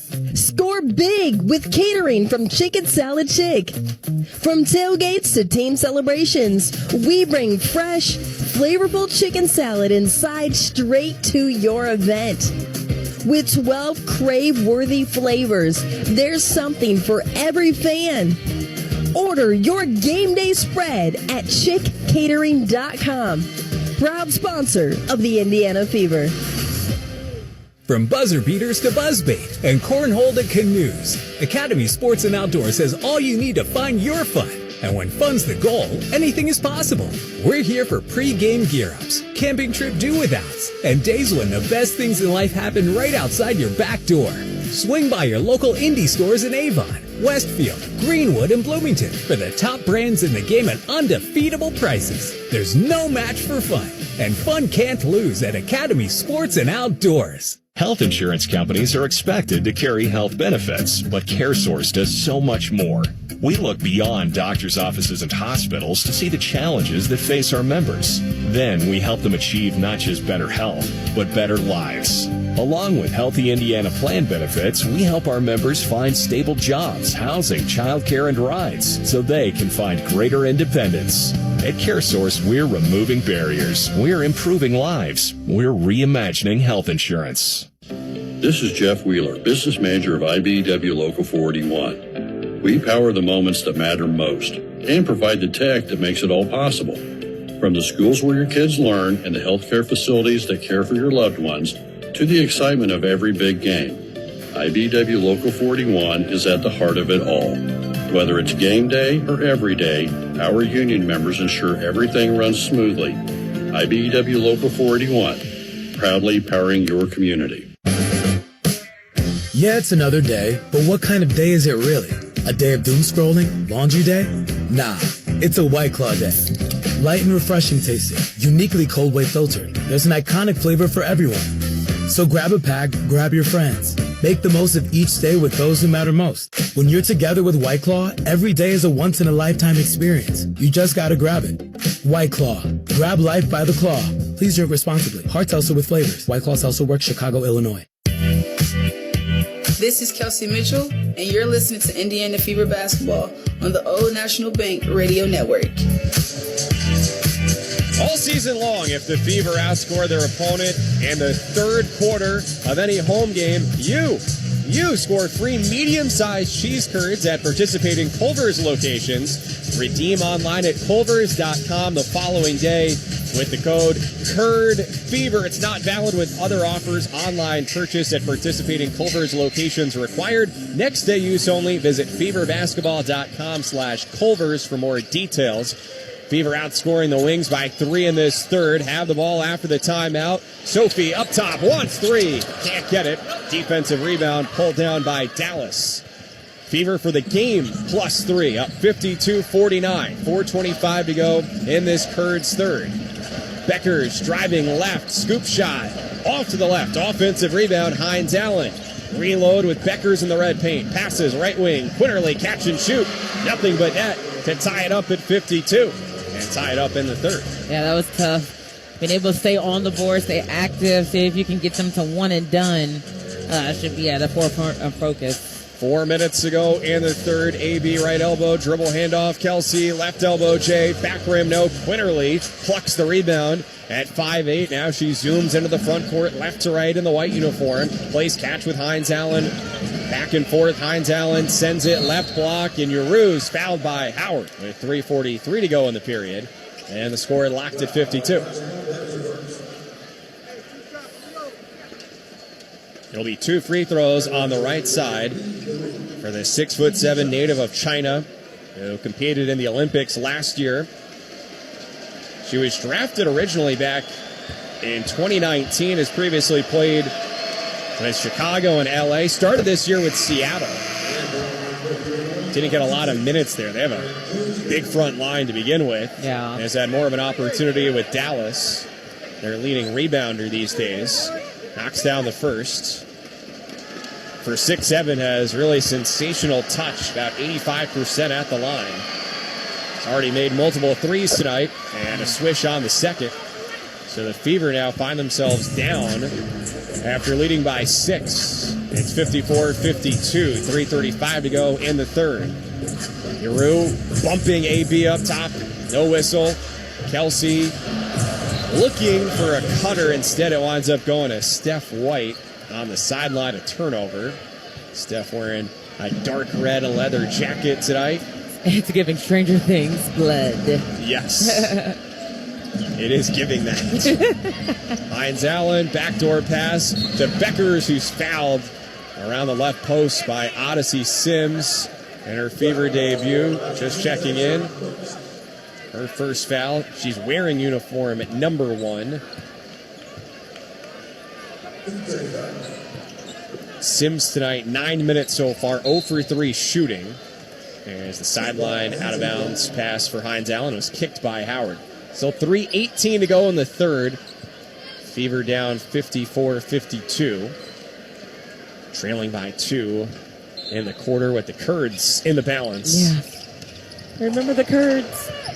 Got him over the weekend. Beckers, guarded by Sims, reach-in foul called around the left elbow. So that's 2 in a row on Odyssey, whose name is fitting both for her career journey and this season for Indiana. Sideline out of bounds, goes to Beckers. Mid-post, middle of the paint, scores it, 56-52. Kelsey in a hurry, right to left, between the rings. Passes to Tosh, right arc. Contact in the paint, and a foul on Hines Allen, who tripped up Boston. 3:01 left in the third. Each team has been called for 3 fouls in quarter number 3. So 2 away from the bonus. Sideline out of bounds. Sims, the inbounder, near the Fever bench, scans, tosses it into AB, shovels it back to Odyssey between the rings, guarded by Beckers, goes right around an AB screen, passes left wing, Tosh unloads a 3, misses to the left, rebound Dallas. Wings push, Hines Allen, right wing, driving to the right post, backing down Tosh, turnaround shot, short but a foul. And Hines Allen will have a pair on the right side. Well, it was physical there for a minute in this second half, and now it's getting a little ticky-tack on both ways. Right, as we often hear, it's the inconsistency that bothers players and coaches. First free throw is good, and right now we'll pause 10 seconds for station identification. This is the exclusive radio home of the Indiana Fever. WIBC HD2, W298BB, WIBC HD3, W228CX, Indianapolis. Second free throw for Hines Allen, in and out, but nevertheless, it's an 11-0 run for the Wings on the road in Indy. Fever ball down by 5, 2.5 to go, third quarter. Quinterly reaching in on Kelsey. Kelsey, deep 3, misses. Foul called before it on the floor as Coach Caitlin springs up from her seat on the bench. Coach CC in her bag. In that case, the Fever are saying, hey, yes, it was a foul, but that whistle's coming late. Yeah. Next foul for both sides will be a bonus situation. 2:26 to go, third quarter. Sims inbounding for Boston, who got shoved in the back by Yeru. That's also uncalled. Boston kept her balance near midcourt. Gets it to Sims between the rings. 5 on the shot clock. Odyssey needs help to Kelsey. 2 on the shot clock. Didi for 3. A line drive short, rebounded by Dallas. So the Fever had got out to a 6-point lead early in the third quarter, but Dallas on the road has responded. 11-0 run. Beckers left wing, passes right wing, Hines Allen. Tiaru, left block, shot good, and a foul on Boston. And 1. That was tough. Tiaru had such great position, and one thing about it, when you get the ball moving from one side to the other, there's a good chance you could get pinned. And she was just sitting there on the opposite block with great position, nothing in the way with the basket. Free Kurds at Culver's in jeopardy. Freddie Fever behind the basket, trying to distract Yeru, eyes the rim, and knocks down the free throw. 60-52, Fever trailing by 8, both in the game and in the quarter. 1:45 to go in the third. Sims navigating towards the right elbow. Plays catch with Dantas from the right corner. Sims towards the foul line. Driving. Jumper no. AB couldn't hang on to an offensive rebound. Out underneath, Dallas ball. How do the Fever get out of this funk? Well, one, it's got to start with the defensive end, and you know, the run looked very similar to when Sophie and Lexi both exited the game, and that's when Dallas started to go on that run. So we've got to be able to come out a little bit more focused, see if we can be a little bit more disruptive on defense. Winterly open right wing, pops off to the left. DD pulls in the rebounds. To AB in the backcourt. Aaliyah across the logo. Dribble handoff to Sims. Sims finds DD, left corner 3. Back iron, no. Beckers gets a long rebound. 3-on-1 for Dallas. Segrist, shot good, and a foul on Sophie. Another and 1 for the Wings.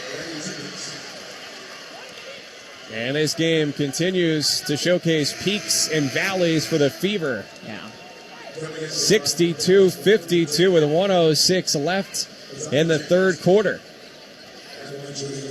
And Siegrist is just absolutely destroying and picking apart the Fever defenses, not only from getting to the line, but transition as well. Timeout called now by the Fever with 106 to go in this third quarter. Trying to halt the Wings' momentum. 62-52. And you know, we're 16-0 run over the last almost 4 minutes. That's tough.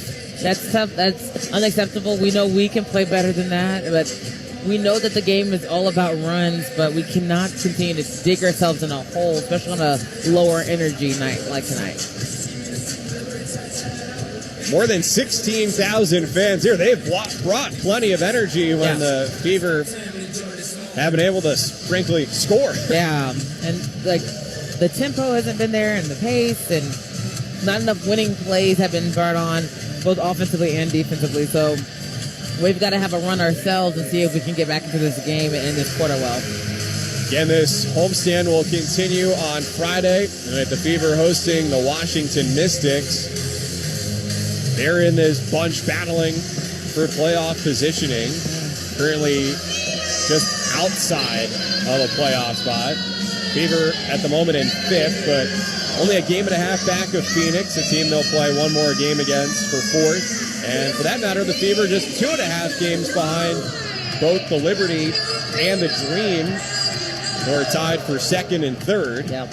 New York plays later tonight at LA. Woo. Coast to coast. And this game on ESPN, but we appreciate you tuning in here to the only local broadcast tonight.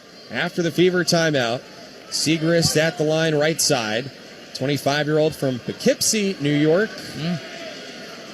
That's home to Marist College, where the great Rick Smits once starred. Free throw falls in, and then the inbounds pass is intercepted by Quinterly, who scores. 65-52 in the final minute of the third quarter. Bibby, right wing, pulls a three, and splash. It was Bibby who had the ill-advised inbounds pass. Makes some amends there. Right there now as the referees, I'm not sure why, have blown the whistle. Maybe a delay a game. But you saw Bibby just connected with Sims, who, again, just had her first and only practice with the team yesterday. They were just not on the same page for the basic inbounds pass. Right, and it's those little plays there that would come back and bite you in the butt. 65-55, 45 seconds left, third quarter. Dallas half court right side. Fever needs stops. Hines Allen, right block, drives. No good, but a foul called late on Bibby. 36 seconds to go in the quarter. I feel like for the umpteenth time we've said it. There is a case to be made that it was a foul, but it was the fact that the whistle came in after the shot attempt. So late. We were almost at half court again. Now Hines Allen cans the first.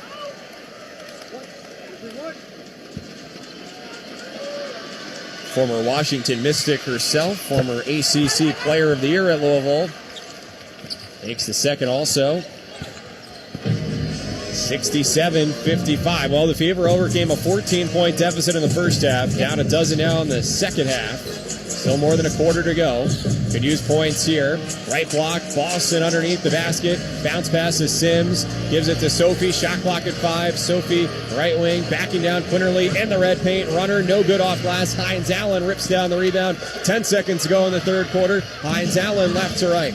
Wide open right wing. 7 seconds to go in the quarter. Lobs it right corner. Quinterly at 3. Misses. DD the rebound. 2 seconds to go.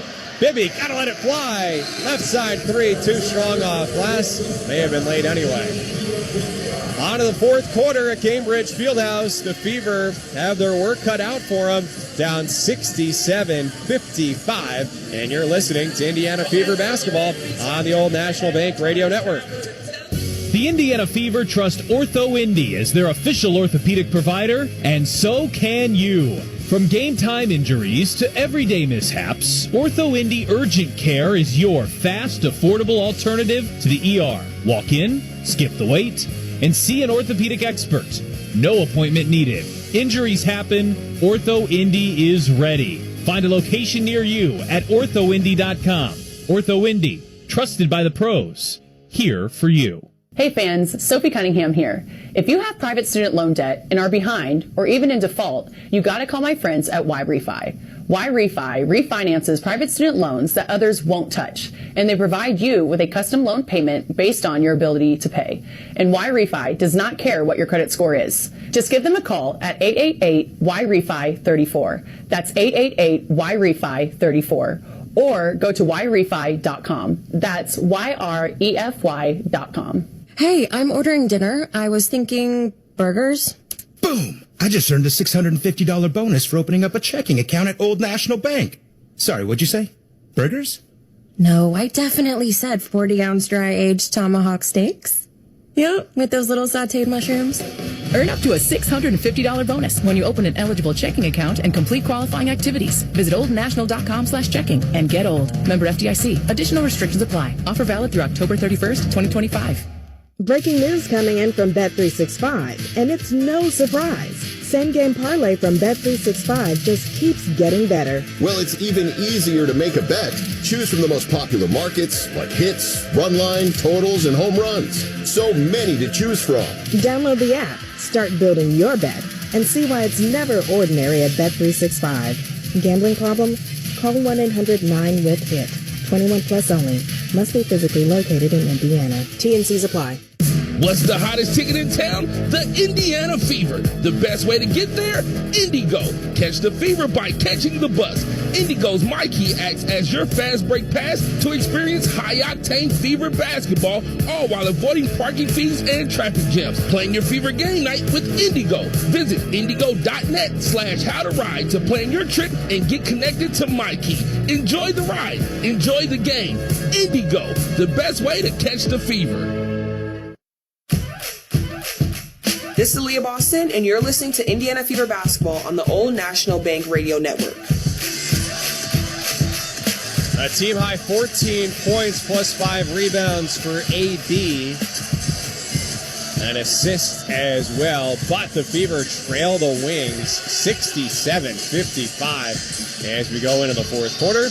John Nolan with Bria Goss. Thanks for making us part of your Tuesday.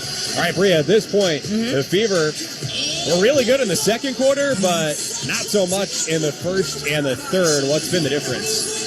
I think their energy. When they get the foul in and they're calling the ticky-tack fouls and slows down the pace, and then those shots stop falling, and then their defense stops collapsing. So it's like a snowball effect. You got to be able to really withstand the storm, see if you can overcome, control what you can control, and keep the main thing.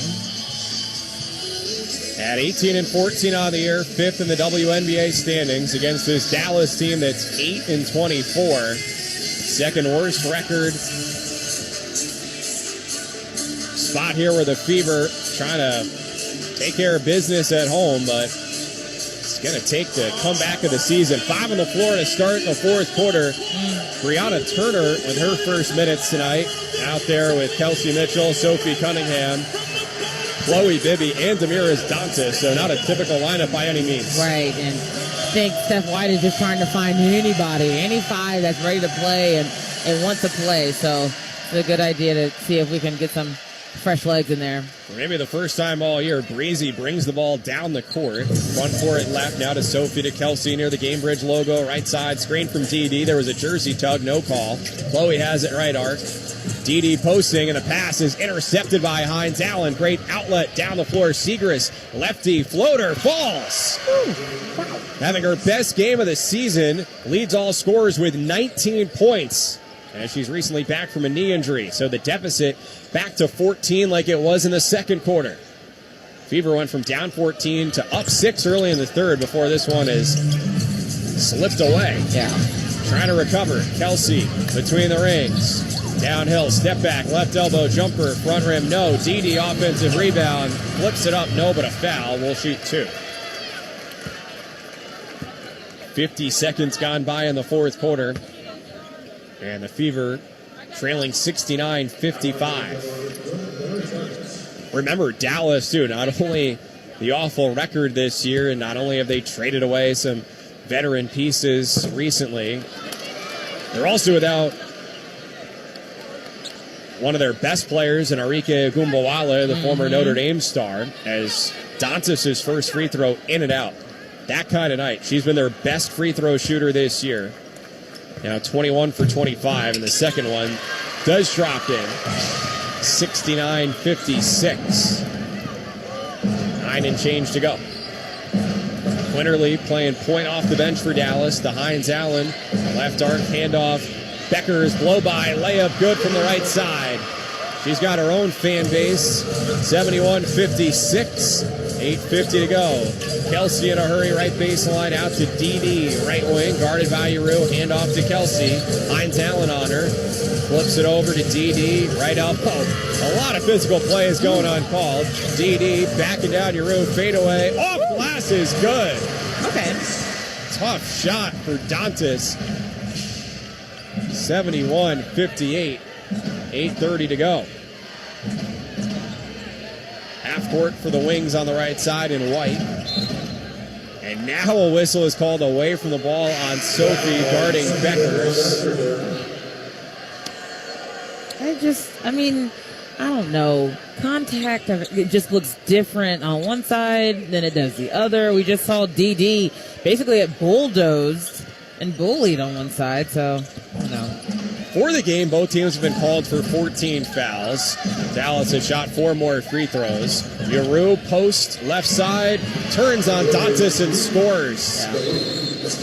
Timeout, Fever. Indiana facing its largest deficit of the night, trailing 73-58 with 8:06 to go. And Caitlin's coming close to getting teed up by Claire Aubrey, but now turns back to the bench. You're listening to Indiana Fever Basketball on the Old National Bank Radio Network.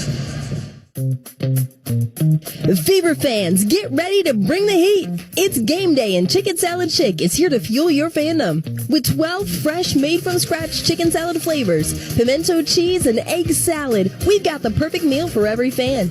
Dine in with us, grab a meal to go, or order ahead for pickup.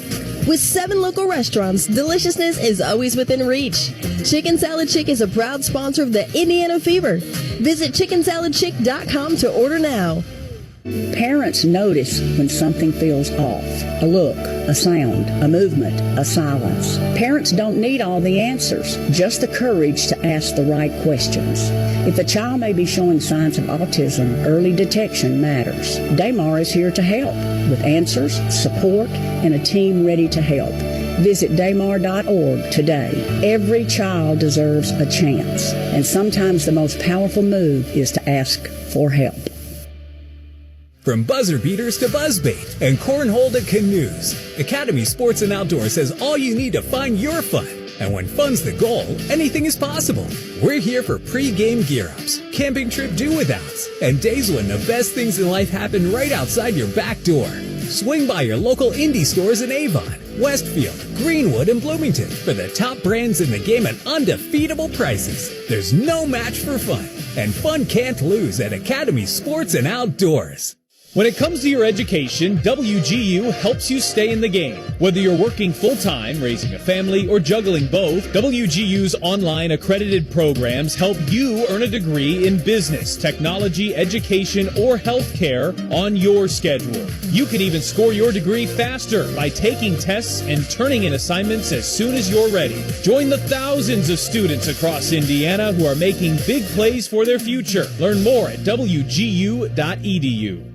This copyrighted telecast of WNBA Enterprises may not be retransmitted, reproduced, rebroadcast, or otherwise used in any form without the express written consent of WNBA Enterprises. This is Kelsey Mitchell, and you're listening to Indiana Fever Basketball on the Old National Bank Radio Network. Well, the Fever do have the WNBA's leading scorer in Kelsey Mitchell, who has a dozen, although no points so far in the second half. She's 4 of 11 from the field, 2 of 5 from 3.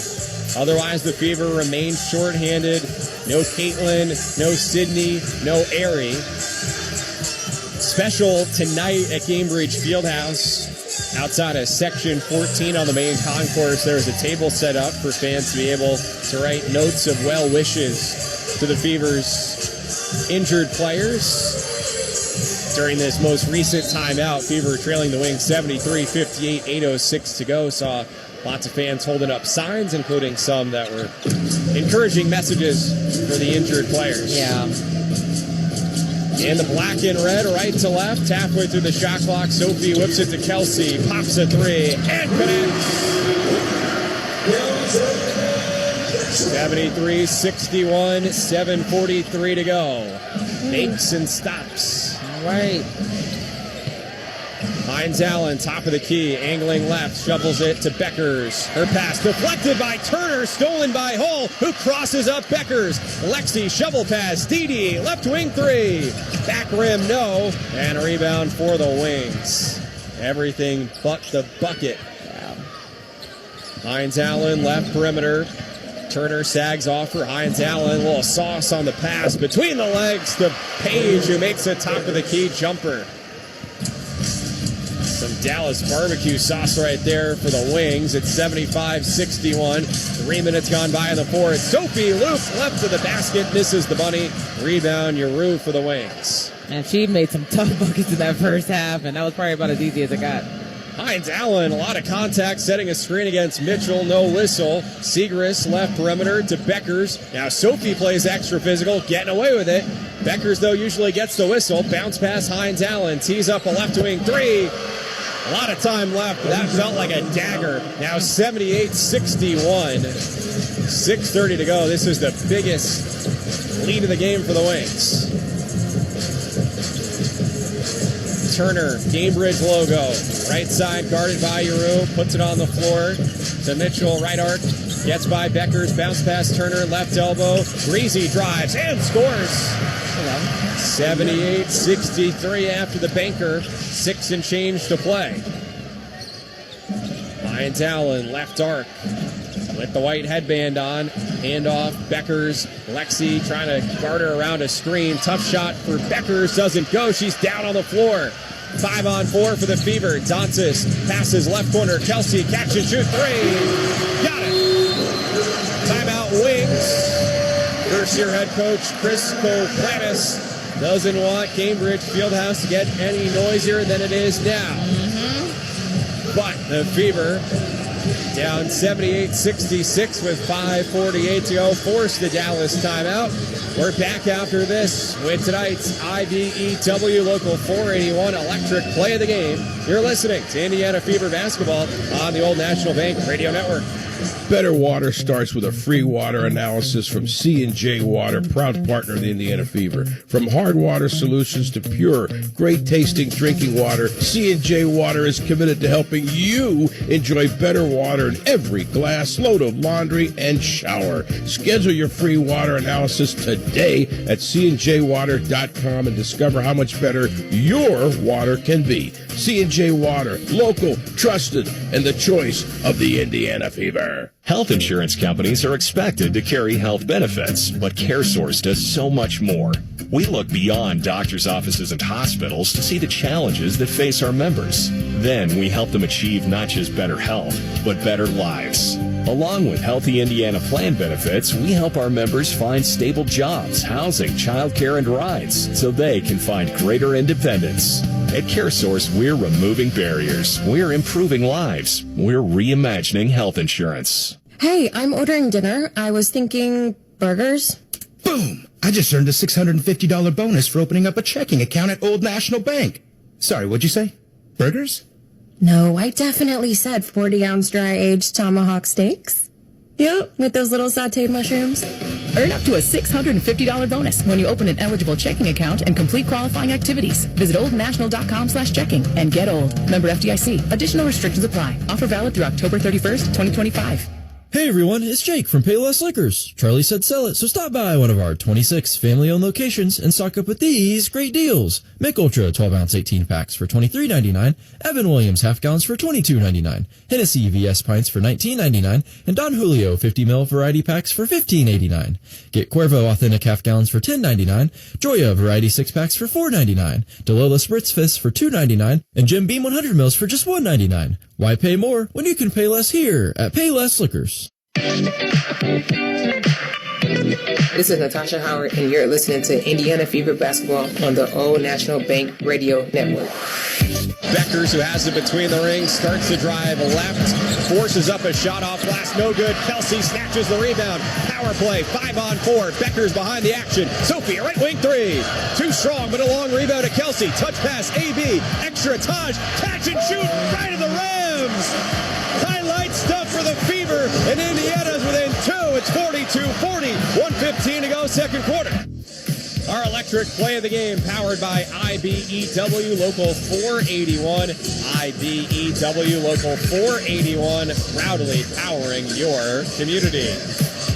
One of several highlights in the second quarter when the Fever outscored the Wings by 8, but otherwise Indiana trailing Dallas 78-66 with 5:37 to go. Wings have the ball after their timeout on the right side of the court. Quinterly, right elbow, pumps, shoots, bricked it, and Tosh gets the carom. Starting 5 on the court for the Fever. That means no traditional point guard. Mitchell, Cambridge logo, right wing. Floats it to AB. Right arc. Giroux's been getting away with reaching in all game. Handoff. Sophie driving baseline. Circles out to the left arc. 5 on the shot clock. A switch. She's got the big on her. Needs help. Lexi, 1 on the shot clock. Launches. Doesn't go, and it's a shot clock violation. 5:06 remaining. Fever are pleading that Lexi got it off in time. Shot was not made. It would have been a battle for the rebounds. Goes in the turnover column there. And after only single-digit turnovers against Chicago, the Fever, 17 turnovers tonight, and now a reach-in foul called against Mitchell, guarding Quinterly. Just past the midpoint of the fourth quarter. Fever led by 6 early in the third. Then Dallas went on a major run. Wings were up as many as 17 earlier in the fourth. Have the ball up by 12. The Fever can get it close. This young Dallas team does not have experience closing games out. They have the worst record in clutch games this season. Hines Allen, right wing three. Klink, right side. Rebound, Lexi. Fever have no time to waste. Quinterly commits a foul in the backcourt. Reaching in on Lexi, center to the deck. 4:39 to play. Each team called for 2 fouls in the quarter.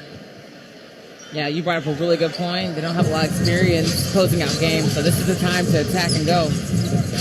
Sophie, left arc, guarded by Beckers. One-handed pass to Kelsey, drives into the paint, kicks. Sophie tees up a three. Good! From the left wing. It's a single-digit difference with 4:20 to play, 78-69. Still plenty of time left in this game to get something cracking. Sophie's been the best three-point shooter in the W over the last month. Hines Allen between the rings, bounce pass, Beckers, left elbow, turnaround, short, nice defense by Lexi. Rebound, Tosh. Fever, push, right to left. Kelsey lobs it, right wing. Tosh in the paint, bump, puts it up, no, but a foul. 2 free throws coming with 3:55 left. Steph White coaching up Sophie at the sideline area. That's her point guard at this point. You know, and they run a lot of breakdown action plays in their practice and their shoot-arounds just to get a good feel of what the defense might do. Meaning, within one offense, there's 6 or 7 different opportunities to score from the 5 players on the floor. Yeah, Steph actually gave a good breakdown of that earlier today on Query and Company. In case you missed it, catch the podcast archived online. First free throw for Tosh, too strong. Fever as a team, 8 for 11 at the line. The Wings a bit better, 12 for 14.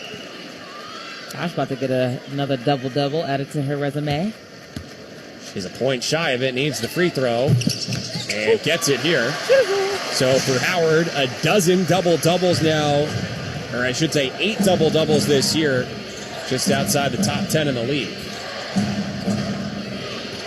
Yeru, right wing, 78-70, 3:40 to go.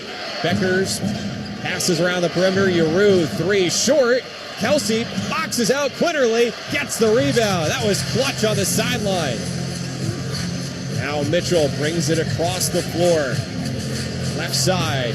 Mitchell explodes towards the rim. Got hacked by Hines Allen, who amazingly is telling her bench to challenge with 3:25 to go. It's 78-70. And Dear Maisha will get a look at a replay. Yeah, you got ball, but you also got a ton of body. Yeah, definitely ball. But the timing was off. You think Kelsey went to the floor? Clock stopped. This is good for the Fever, needless to say. Yeah. Mitchell catches her breath. First free throw. Rainbow's in. 78-71. So it had been a 17-point hole. They've climbed to within 7. Subs for the Wings. For the Fever, still rolling with this starting 5. What's left in the tank? Mitchell better than 75% at the line on the year. Splashes in the second. Buckle up. 78-72. 3:20 left. Fever on an 11-0 run here over the last 3 minutes. Geisel Suter guarded by Howard. Left wing. Becker's trying to come to the ball. Tosh got shoved. No whistle. Geisel Suter holding. Skip pass. Hines Allen. 5 on the shot clock. She drives. Shot with the right hand. No good. Out of bounds underneath. Fever ball. Woo. Indiana gets another stop with 3:01 to play. Down by 6. And more than 16,000 at Cambridge Fieldhouse on this Tuesday night. Trying to will the home team. Sophie playing point. Left wing, AB posting, getting held, uncalled. Kelsey, right wing, step back 3. She's fouled. It didn't go, but she'll shoot 3 with 2:46 remaining. Steph gathers the team together. Here the Cambridge logo before the free throws. Talk about a rally. This team knows how to rally. They never give up. They're so relentless. And Kelsey Mitchell talked about how relentless this team can be. Amen to that. Foul on Berger, by the way. And now the officials are going to the monitor. This is almost deja vu to what we saw back in the first quarter tonight when it was Paige Beckers who drew a foul on a 3. And it went against Sophie and was upgraded to a flagrant 1 for a landing space violation. So this also really helps the Fever, who are trying to empty the tank with the starting 5. This is a free timeout. Yep. With 2:46 to go. Yep. Because otherwise, remember, the Fever had to burn a couple of timeouts in the first half when they were being outplayed. So Steph White only has 1 timeout left, plus the reset. Dallas has 2 timeouts remaining. You're getting a look at a replay right now from the ESPN broadcast. What do you think? Is this a flagrant 1? Well, she didn't land on her foot. That's what we saw earlier in the game. Kelsey Mitchell came down on the floor, but where Berger is, it's in her space. You can't be in her space because they're trying to protect the shooter. But it's just as much of a landing space, I think, as what it was for Paige. Yeah, she's too close on the closeout.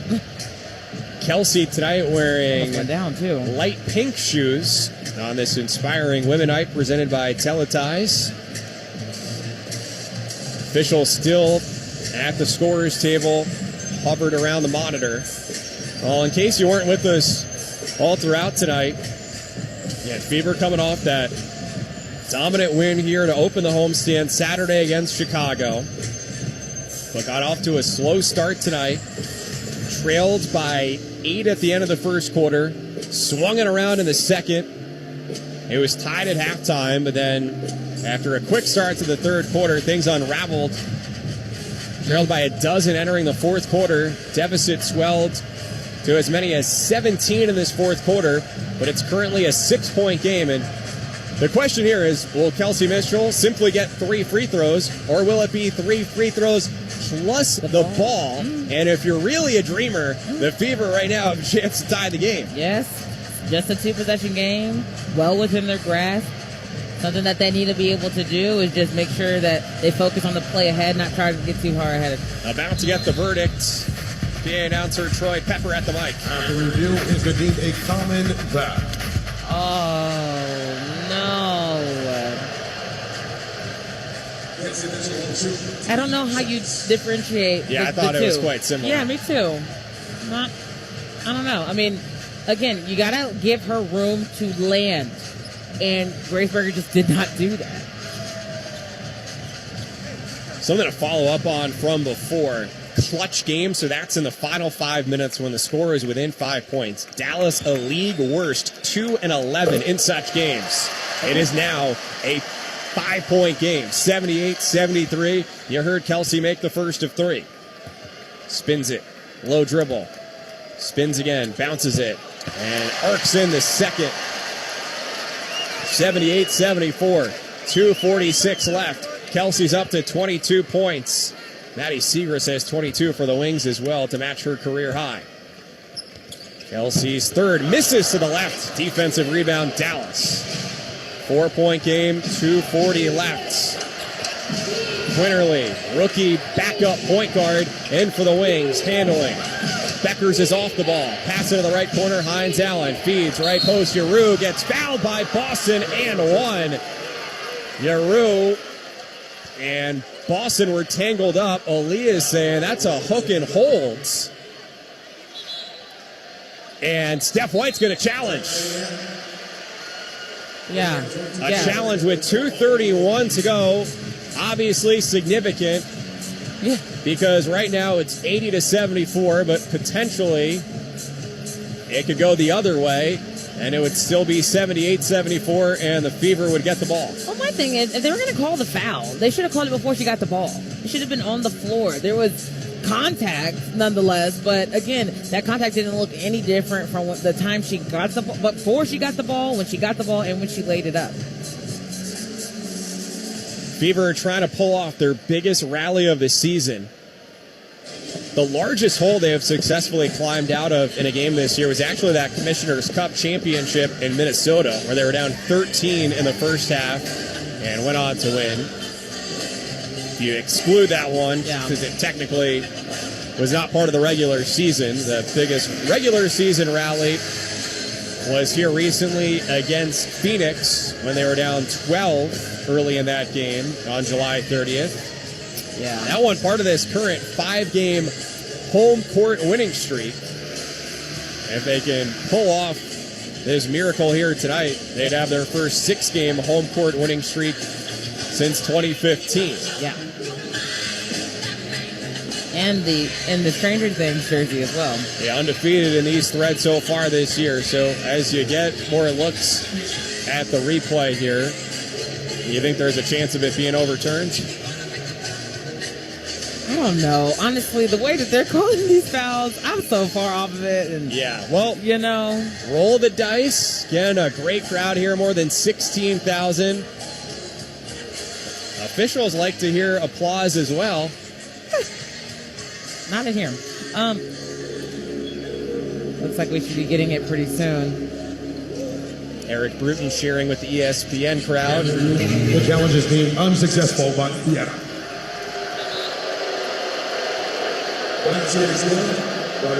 So now Giroux will have a free throw to cap off the 3-point opportunity. As far as individual fouls go, Sophie's got 4. That's just the third on Aaliyah, who's been called for the most fouls in the league this season. Yeah. For Dallas, 4 fouls on Geiselsuter. As Giroux, 85% free throw shooter, drills it. 81-74, 2.5 minutes remaining. Starting 5 on the court. Quinterly, hip check, Sophie near midcourt. That's a foul. Yeah. I didn't even hear the whistle. I thought there was still play on that one. And that's definitely not what you want to do on Dallas. Yeah, it's bonus now. 2 free throws for Sophie. You stop the clock. It's easy 2 free throws. Give them an opportunity to refocus, set their defense up. You want to be able to play smart basketball aggressively. The Missouri native, the former Mizzou Tiger, hits the first. What a stretch here for Sophie. She's been the best shooter in the W here over the last month. Last 13 games averaging 12 points per game. And she has eclipsed that now tonight with 14. It's 81-76, 2:20 left. The rookie Quinterly playing point. Mitchell marking her near the logo. Bounce pass, Hines Allen, top of the key, lobs it to the 6'7" Uru, turns, misses, ball out of bounds underneath. Off the Fever. Baseline out of bounds for the Wings with 9 on the shot clock, 2:08 to go in the game. Yeah, that was wrong place, wrong time there for Kelsey Mitchell as when the ball was coming down, just happened to just hit her feet, who was already out of bounds. Quinterly floats it in to Uru near her bench, guarded by Boston. Shot clock at 4. Uru going baseline. AB draped on her. Uru forces it up, but she stepped out of bounds. Turnover with exactly 2 minutes left. Fever ball down by 5. How you do it. You're not going to get it back all one shot. You got to get a good shot here. Quick restart. Sophie right to left. Thought about it. Left wing. Picks up the dribble. Sends it left corner. Tosh. She scans. Backing down, Hines Allen at the left elbow in the red paint. Turnaround shot, back rim, and it goes! 2 bounces off the back of the rim, and it dropped. 81-78, 1:38 to go. The Fever were down by 17 in the fourth. Now it's a 1-possession game. Becker's on the bounce near midcourt, driving left lane. Passes, Uru. 3 ball up top, misses to the left. Lexi has the rebound. 1:22 to go. Fever ball down by 3. Sophie front court left. Left arc. Looks, finds Tosh up top. Handoff, Lexi at the foul line, driving. Lexi, 10 on the shot clock. Hands it off. Kelsey, 3 for the tie. No. Doesn't matter. An offensive foul called on Lex, setting a screen as Quinterly hit the deck. And a timeout called by the Wings with 1:08 to go. 81-78. And the Fever complete the comeback. Oh, man, that was tough. It's one of those things where it's contact up there, but whatever, they called it. Now on this, I think it's super important to come out with a good defensive stop here. It's 1 minute and 8 seconds left, so they got to get the ball up. You got to secure the rebound. I can't stress that enough. Nothing easy. They're going to probably look through either Paige, Guru, maybe Quinterly might be able to get in there as the rookie's been playing well for the hustle plays. More than 16,000 getting their money's worth tonight. Yeah. And we hope you feel like you're getting your money's worth as well, listening for free on Wonderful Radio. Yes. 1:08 to go in the fourth quarter. Fever trailing the Wings 81-78.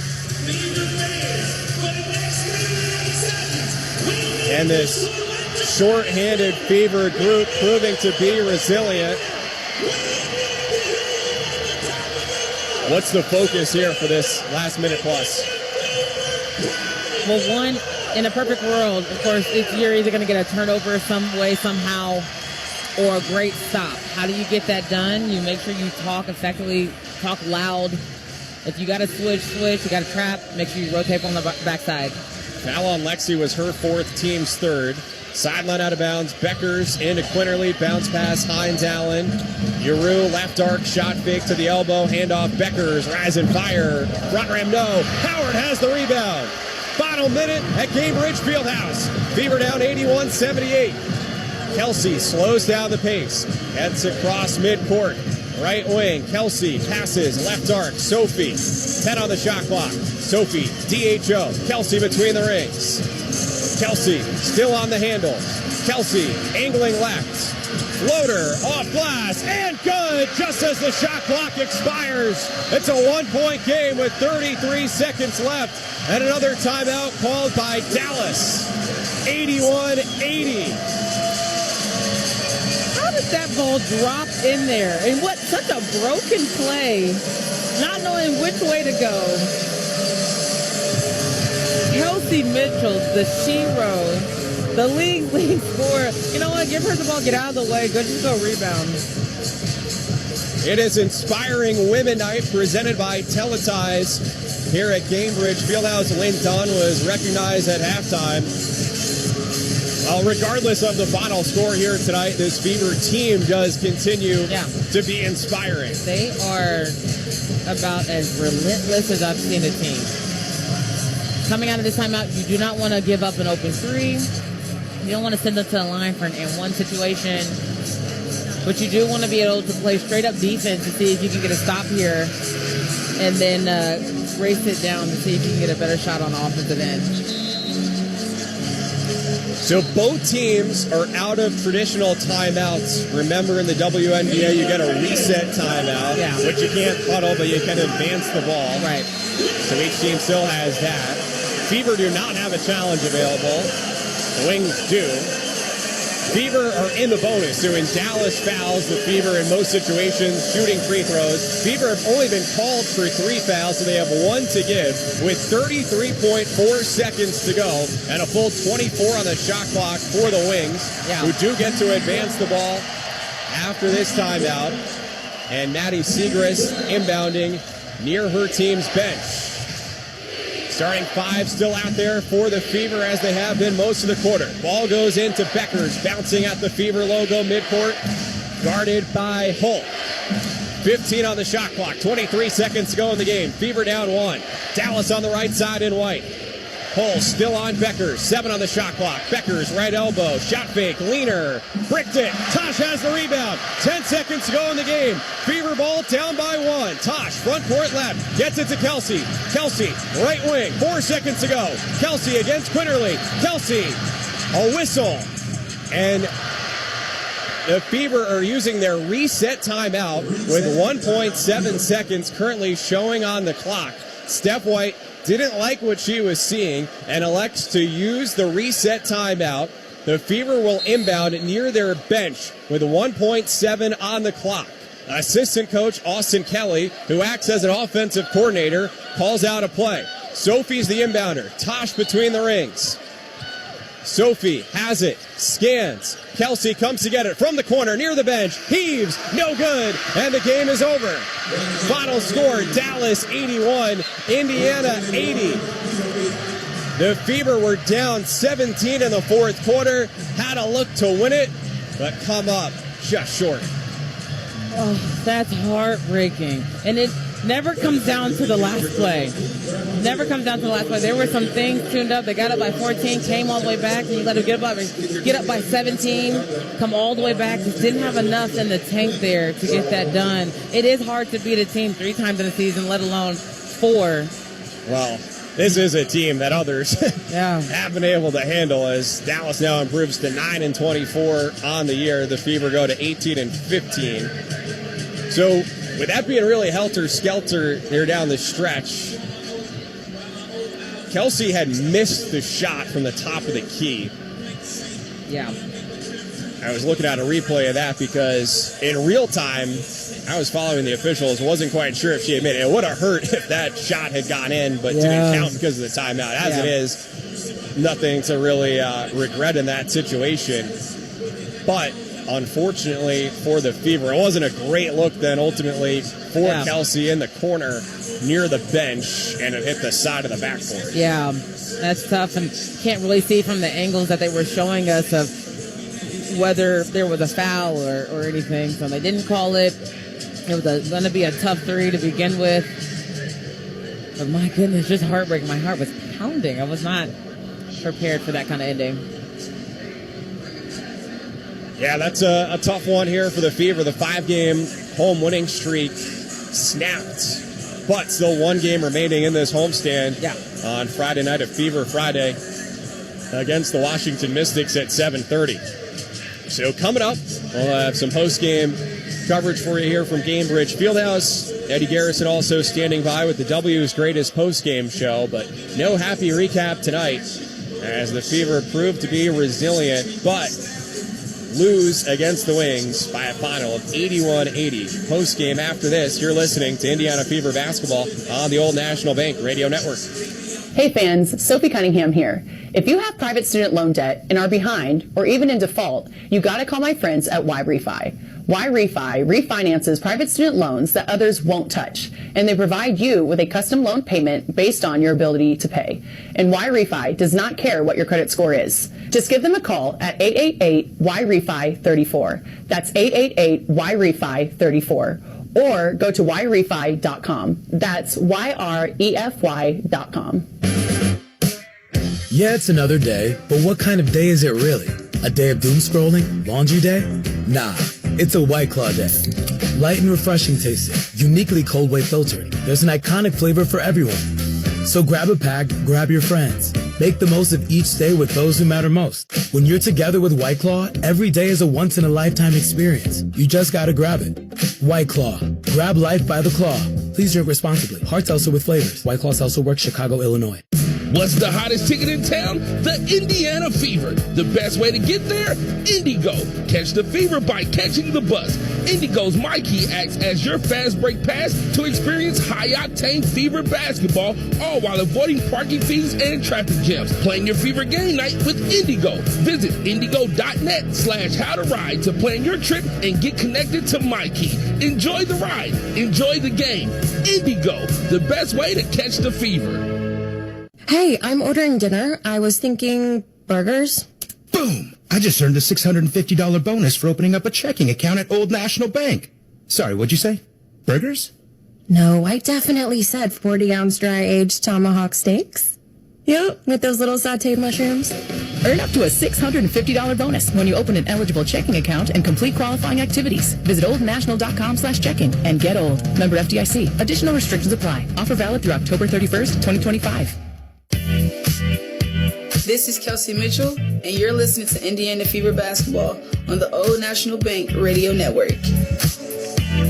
Kelsey adding 24 points to her league-leading scoring total on the season, but the Fever lose against the Dallas Wings 81-80. John Nolan wrapping it up here with Bria Goss. So, Bria, I guess, what can you take away from this game, as painful of a feeling as it is? Fever up and down. They were down by 14 in the first half, go up by as many as 6 in the third quarter, then find themselves down 17 in the fourth quarter. Furious rally, get to within a point, have a shot from Kelsey at the buzzer that could have won it, that didn't go. So how do you digest this and move forward to Friday night's home game here against Washington? Yeah, that was a tough one. That was a tough one, and just kind of goes back to the addition of a new player and trying to get the chemistry there. The slow start, especially in the beginning, and the third quarter as well. Even though they went up by 6, it was just a quick turnaround there. So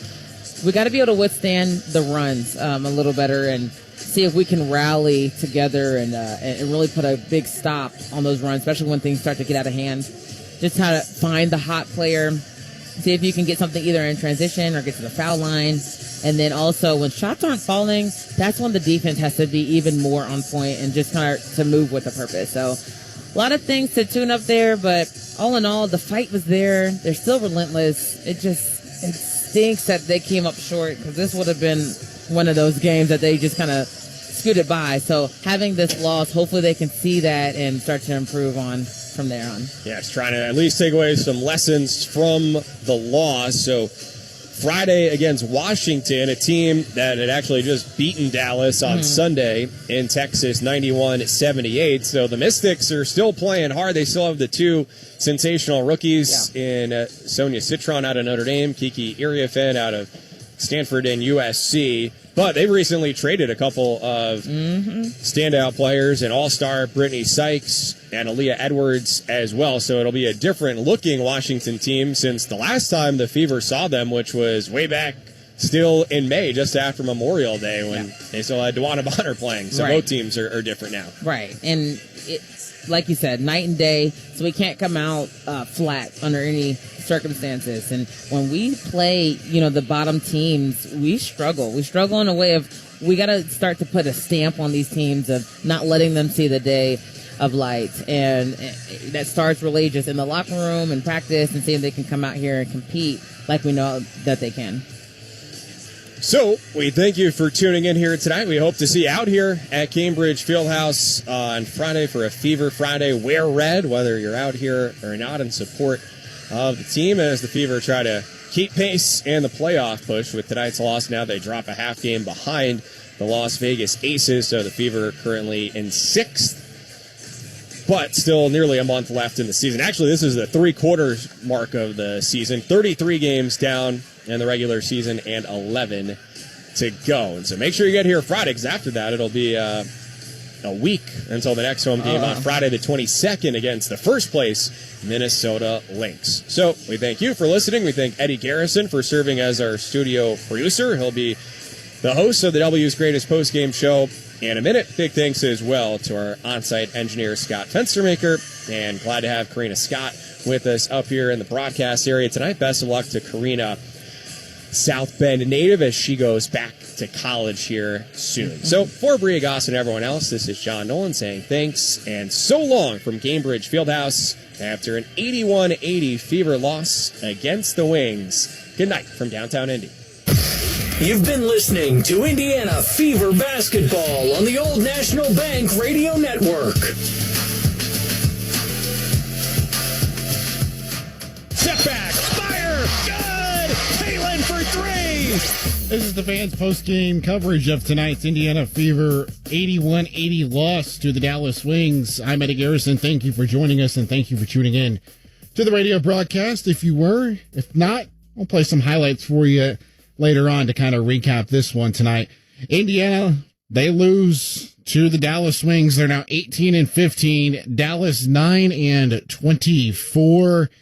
The Fever, these are games that you just cannot afford to lose at this point of the season. I'll have more on that in a moment, but let's head back out to Cambridge Fieldhouse. That is where Fever radio analyst Bria Goss joins me. And Bria, I felt like the Fever would come out. That's the second game of a 3-game homestand. They're coming off a really, really big win on Saturday against Chicago, where you have 4 players score at least 15 points. I thought the energy level would be there, and they just came out flat and didn't really have much, energy, ball movement, or anything in that opening quarter. Yeah, see, and that's what makes it tough. And again, when you're playing a team that doesn't have a lot to lose and are just trying to find their footing, and the rotations look different, and players are kind of coming in and out, then you just kind of go out there and play a little bit more loose, not so uptight, and those are dangerous teams to play against. So the confidence was definitely there. They got just a little snippet of what they could do, and then they started punishing us. And so we got to be able to respond a little differently, come out ready to go, and see if we can pick up the next win. The Dallas Wings outscored the Fever in the odd quarters. The Fever outscored the Dallas Wings in the even quarters. What was different for Indiana to start the game and in the start to second half? And then inversely, what did they do that was on the right side of things in the second and the fourth?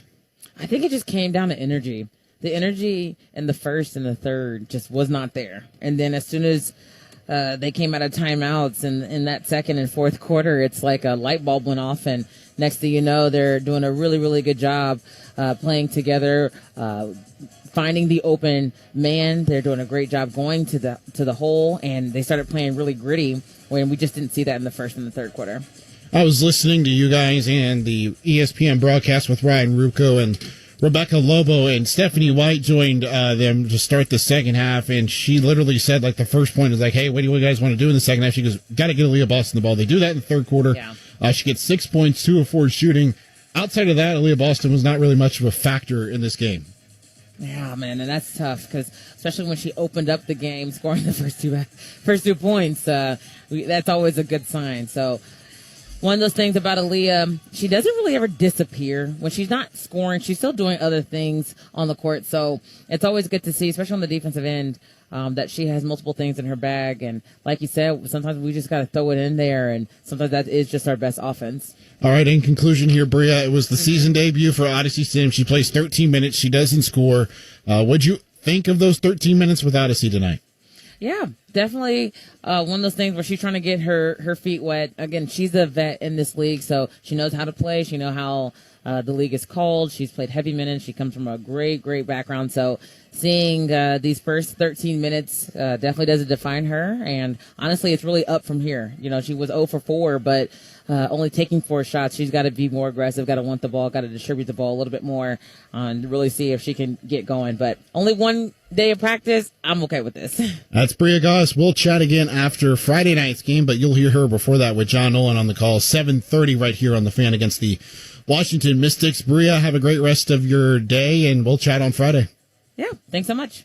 As I mentioned right before leading up to that conversation with Bria, these are games that the Fever simply cannot lose. Like, you're going up against a really bad Dallas team who is one of the worst teams in the WNBA already. They were 8-24, third worst record in the WNBA. They're without their second best player in Arike Ogunbowale, and you've got to, I understand there's no Caitlin Clark, but you've just got to go out there and take care of business. These are games that you have to win at this course of the season, because when you are getting down to the nitty gritty toward the final week and you're watching playoff positioning and playoff seeds and you're like, oh, Indiana, you know, they're within a game with the New York Liberty possibly for second place, or Atlanta for third, or Phoenix for fourth.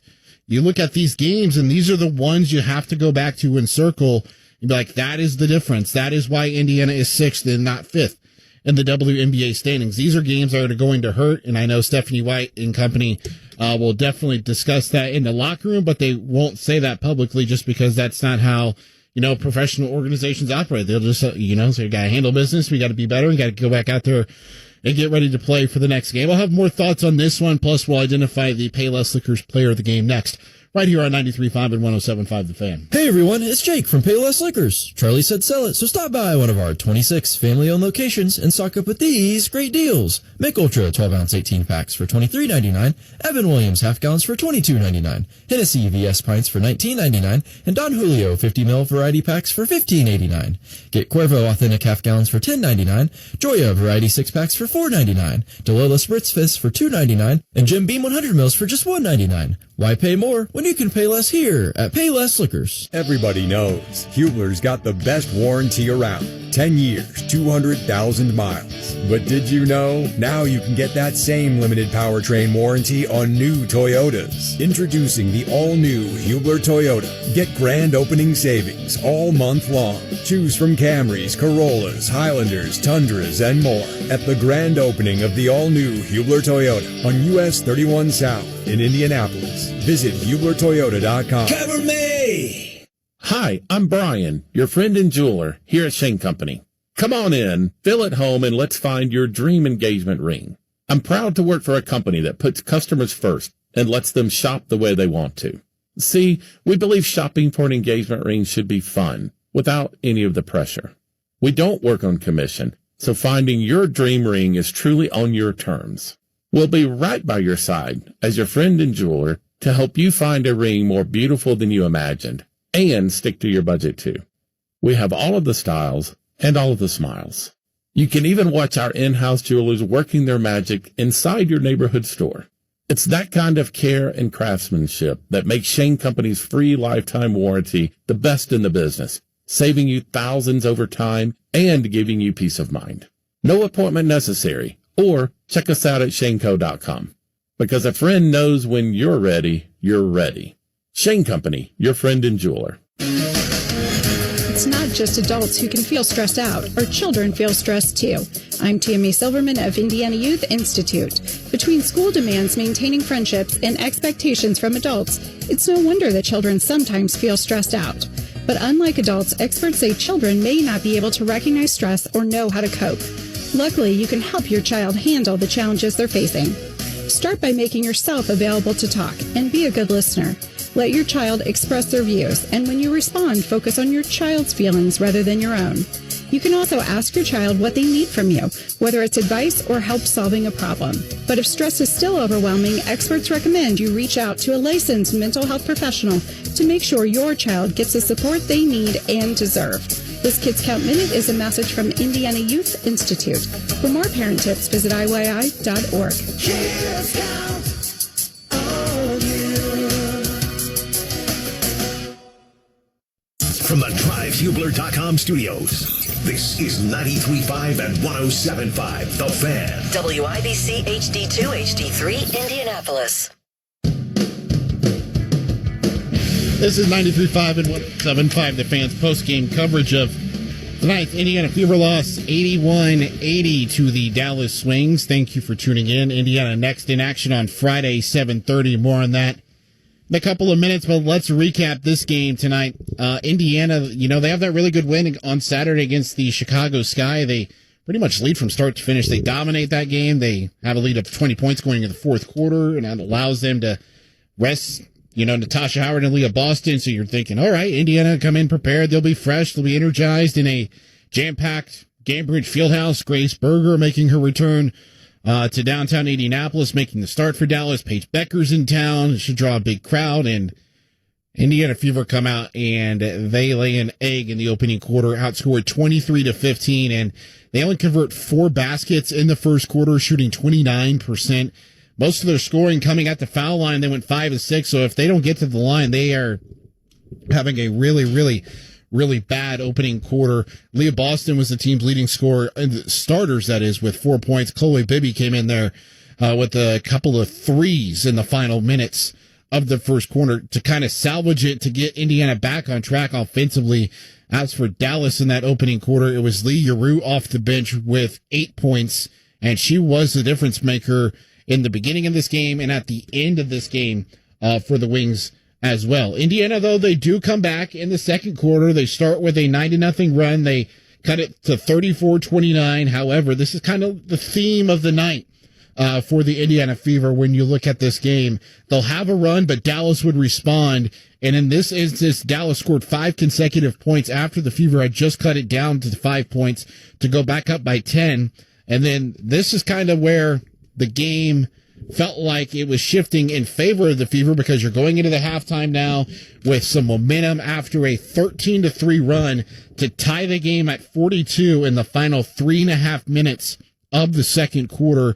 In total, the Fever outscored the Wings 27-19. Kelsey Mitchell and Sophie Cunningham combined to score 17. Mitchell with 10.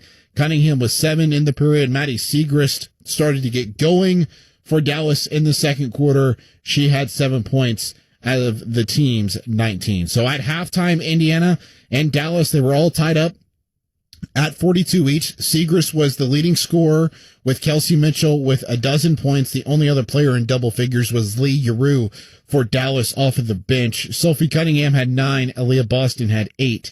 And Natasha had 5 for Indiana in terms of the starters. And then Chloe Bibby was off the bench with 8 points. In the third quarter, it was very, very eerily similar to the first quarter for the Indiana Fever. They get outscored 25-13. They go 5 of 18 from the floor, and there was really not a whole lot of rhythm with the Fever offense, and a large part because the game just didn't have much flow. It was very broken up because of some ticky-tack foul calls and just turnovers as well. The two teams combined for 9 total turnovers in the period. Indiana had 5, Dallas had 4, but Indiana could not stop fouling Dallas, and they go to the line 8 times, only missing 1. The Fever only get there twice. They make both, and Indiana 1 of 5 from downtown in the third quarter. They had a 10-2 run at one point to make it a 6-point lead by going ahead after trailing for the majority of the first half, and then Dallas immediately counters with a 17-0 run to go into the fourth quarter ahead at 63-52. They concluded the third quarter on a 21-3 run, if that has anything to do or show you or explain kind of how the Fever were doing in the early stages of the second half. It just kind of all fell in the final 4+ minutes of the third quarter. And Maddie Siegrist led the way with 20 points going into the final 10 minutes after an 8-point third quarter. And you may be wondering, Eddie, you haven't mentioned Paige Beckers at all through the first 3 quarters. That's because Paige Beckers was pretty ineffective. She was better in the fourth quarter. She was 4-13 going into the fourth. She had 12 points, 7 assists, 5 rebounds, 2 steals. So she was finding ways to make plays for Dallas, despite her shot not going through the basket at the rate in which she has performed at for her rookie season. Lee Yarou off the bench had 15 points, after another 5 in the third quarter. Indiana going into the final quarter of play was led by Aaliyah Boston. She had 14 points. Kelsey Mitchell did not score at all in the third quarter. And Chloe Bibby had 11 points off the bench for Indiana, the only bench production at that time that the Fever had. And in the fourth quarter, it was all Fever there for a while. They had a 13-0 run. They go from 14 down to trailing 78-74, and Dallas does enough at the end to kind of stiff arm the Indiana Fever, who had a chance late, and I will let John Nolan describe what happened here in a matter of moments. But Indiana, they have a couple different looks offensively to make things interesting. They go down, they miss a shot, because pretty much a shot clock violation for the Indiana Fever. Dallas goes back, they try to get the ball to Lee Yarou, and she steps out of bounds for a turnover. Indiana gets another shot, they miss. Dallas turns it over to Paige Beckers for a chance to make it a 3-point game. Dallas doesn't get it to convert, and this is how the game ended. Indiana had the rebound with just about 10 seconds left, and then Stephanie White decided to call the reset timeout with 1 seconds left, and this is how the game ended. The Fever will inbound near their bench with 1.7 on the clock. Assistant coach Austin Kelly, who acts as an offensive coordinator, calls out a play. Sophie's the inbounder. Tosh between the rings. Sophie has it, scans. Kelsey comes to get it from the corner near the bench. Heaves, no good, and the game is over. Final score, Dallas 81, Indiana 80.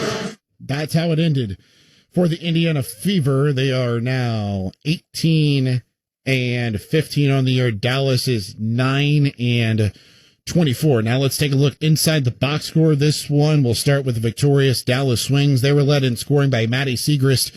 That is tonight's Payless Liquors Player of the Game, brought to you after each and every game by Payless Liquors. Get more into Payless at Payless Liquors. She has a season-high 22 points tonight for Dallas. She filled the role of Arike Ogunbowale expertly tonight. She had 5 rebounds, an assist, and a steal, and she was 9 of 13 from the floor, 3 of 5 beyond the three-point line, and those 22 points for Maddie Siegrist tied a career high, and that is why she was tonight's Payless Liquors Player of the Game, brought to you after every game by Payless Liquors. Get more in Payless at Payless Liquors. Only 3 players for Dallas in double figures. The leading scorer, as aforementioned, was Siegrist. Off the bench with 20 points was Lee Yarou, 7 of 14 in 27 minutes. Buried her first 2 threes, missed her final 4. She did grab 4 rebounds in 27 minutes of play. Paige Beckers, the other player for Dallas in double figures. She had 16 points, 8 assists, 5 rebounds, 2 steals. She's just so good. She just finds ways to impact, and you can tell that is the UConn coaching and the UConn program of, you find ways to make your imprint on the game even if the shot's not going. And tonight, Paige Beckers did it. She was 6 of 19, missing all 4 threes. She got to the line 4 times, finished with 16, 8 assists, 5 boards, and 2 steals. Rounding out the starters for Dallas, Haley Jones in 17 minutes had 5 points and 4 boards. Grace Berger played 17 minutes. She scored 2 points. And Louisa Geiselsonner played 13 minutes, missed both of her shots, grabbed 2 boards, and recorded 2 assists and a steal. Off the bench, Maisha Hines-Allen had 8 points, Diamond Miller with 3 points, and J.J. Quinterly scored 5 points. Isaiah James played 5 minutes and did not score. As a team, Dallas 42% from the field, 8 of 26 for 31% on 3-pointers. They missed 2 of their 15 free throws and turned the ball over 14 times. Had 25 assists on their 30-minute baskets. That is an incredibly high rate for Dallas in terms of assists to field goals there tonight. They had 30 rebounds. The Fever had 39, so they were -9 on the glass. Transitioning now to the Indiana Fever. Kelsey Mitchell leads the team in scoring for the 17th time this year, and it is her 18th game with at least 20 points. She scored 24 tonight, adding to her league best points total, meaning she's got the most total points in the league. She is not the leader when it comes to points per game. But Kelsey, 24 tonight on 7 of 15 shooting. She had 6 rebounds. That is a season high, 1 shy of tying her career high for the second time. She also had 2 assists tonight. 4 players in double figures for Indiana out of the starting lineup. Sophie Cunningham had 14 points, 3 assists, 2 rebounds. Aaliyah Boston had 14 points and 5 rebounds for Indiana. 5 of 10 from the floor was Aaliyah in 31 minutes. Natasha Howard recorded her 8th double-double of the season, matching her points and rebounds with 12. She also had 3 blocks and 2 steals for Indiana. She played 28 minutes, and she was 5 of 9 from the floor. Lexi Hull got the start again for the Fever. She missed all 3 of her shots in 25 minutes, but she did have 7 boards, 3 assists, and 1 steal. Off the bench, Chloe Bibby had 11 points for the Fever, knocking down all 3 of her triples. Damaris Dantas played a dozen minutes. She was 1 of 6 and missing all 5 3-pointers. She had 3 points, 3 rebounds, and 3 assists. The other 2 points for Indiana coming from Brianna Turner in 4 minutes. She got those minutes in the second half. She made her only shot. 2 points and a steal. Michaela Timpson did not score in the 5 minutes that she got tonight for Indiana, who shot 44%, 9 of 22 on 3-pointers, just shy of 41% tonight. They missed 4 of their 19 free throws for 79%, and Indiana only 15 assists tonight. So that tells me the ball was not moving for the Indiana Fever, and it was a lot of isolation basketball, which is not the brand of basketball that Stephanie White and company want to play. They want to play 0.5 basketball, which is you're thinking in half a second, getting the ball out of your hand. So Indiana 15 assists. They had 7 steals and 5 blocks. One other game tonight in the WNBA, and they're almost halfway through. They are now 21-16, the New York Liberty and the Los Angeles Sparks. New York 20-11, Los Angeles 15-16. Jonquel Jones, the leading scorer, early with 8 points. Kelsey Plum for Los Angeles is their leading scorer. She has 7.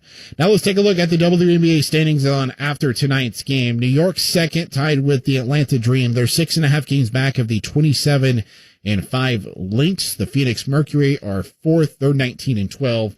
They're a game behind New York and Atlanta for second. Las Vegas now in sole possession of 5th in the WNBA standings after this loss for the Indiana Fever, who are a game behind them in the loss column.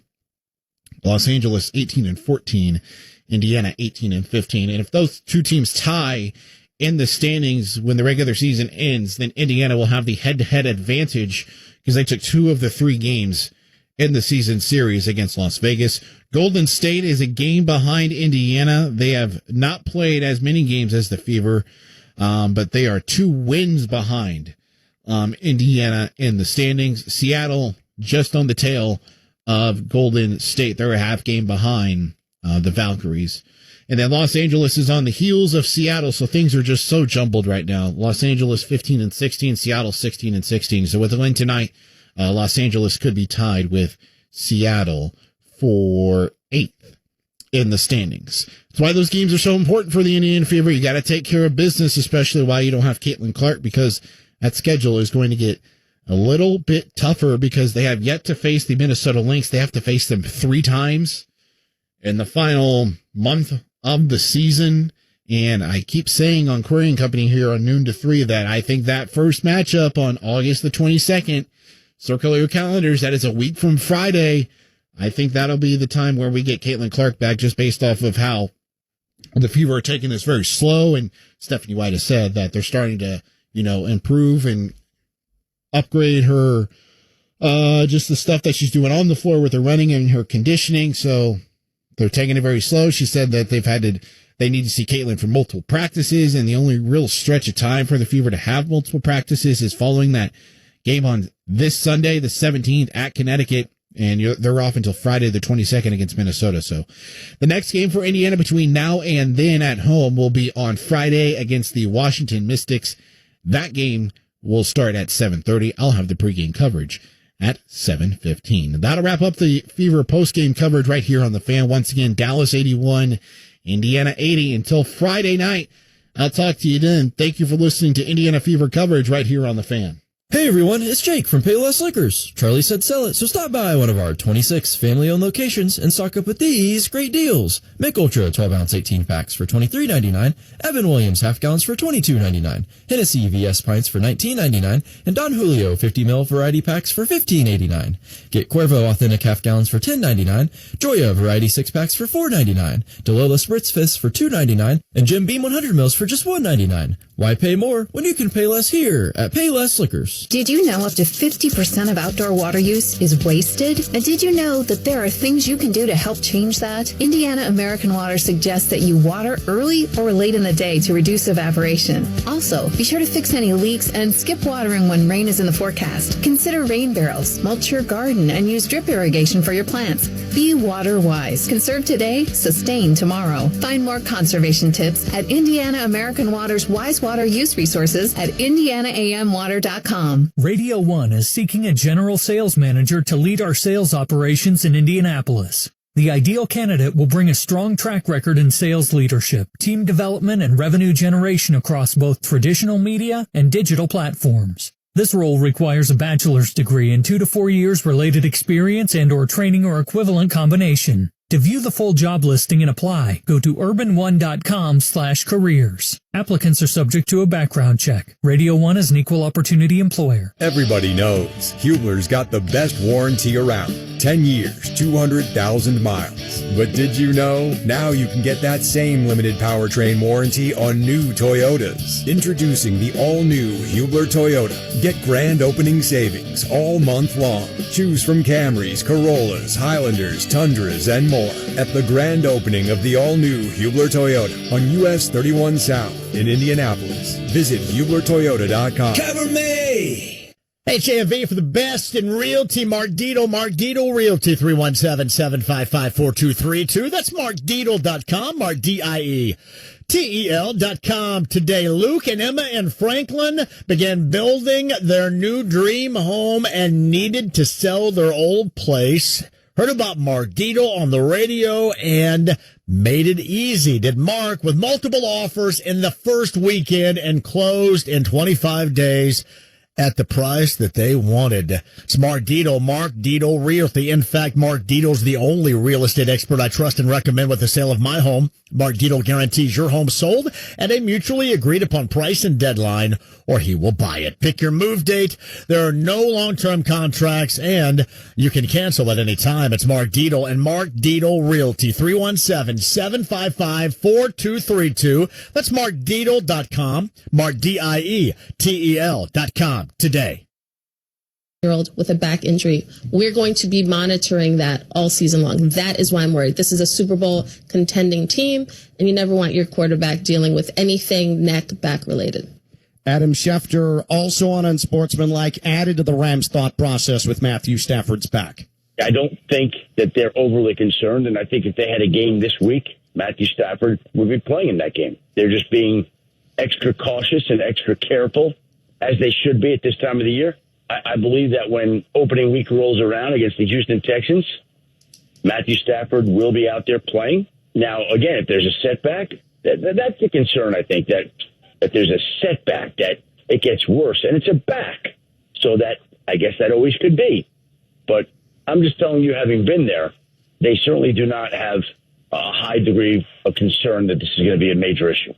I am absolutely not going to doubt Kimberly A. Martin and Adam Schefter and the people they're talking to and the information that's getting passed on. But, I mean, Tim, I sat here on game night on Saturday night after the Rams preseason game against the Cowboys, and I heard with my own ears Sean McVay say, oh, this weekend, yeah, he went through a throwing session and short passes and intermediate passes and long passes right on schedule, and we're looking forward to having him back at practice on Monday. And then Monday came, and there was no Matthew Stafford. And instead of a Matthew Stafford on the field, there was a mortal chamber that advertises itself as a, quote, wellness device that aims to optimize human performance and promote holistic health through a combination of non-invasive technologies, end quote. That doesn't sound like a guy who's close to throwing in practice right now in training camp. That sounds maybe like a setback to me.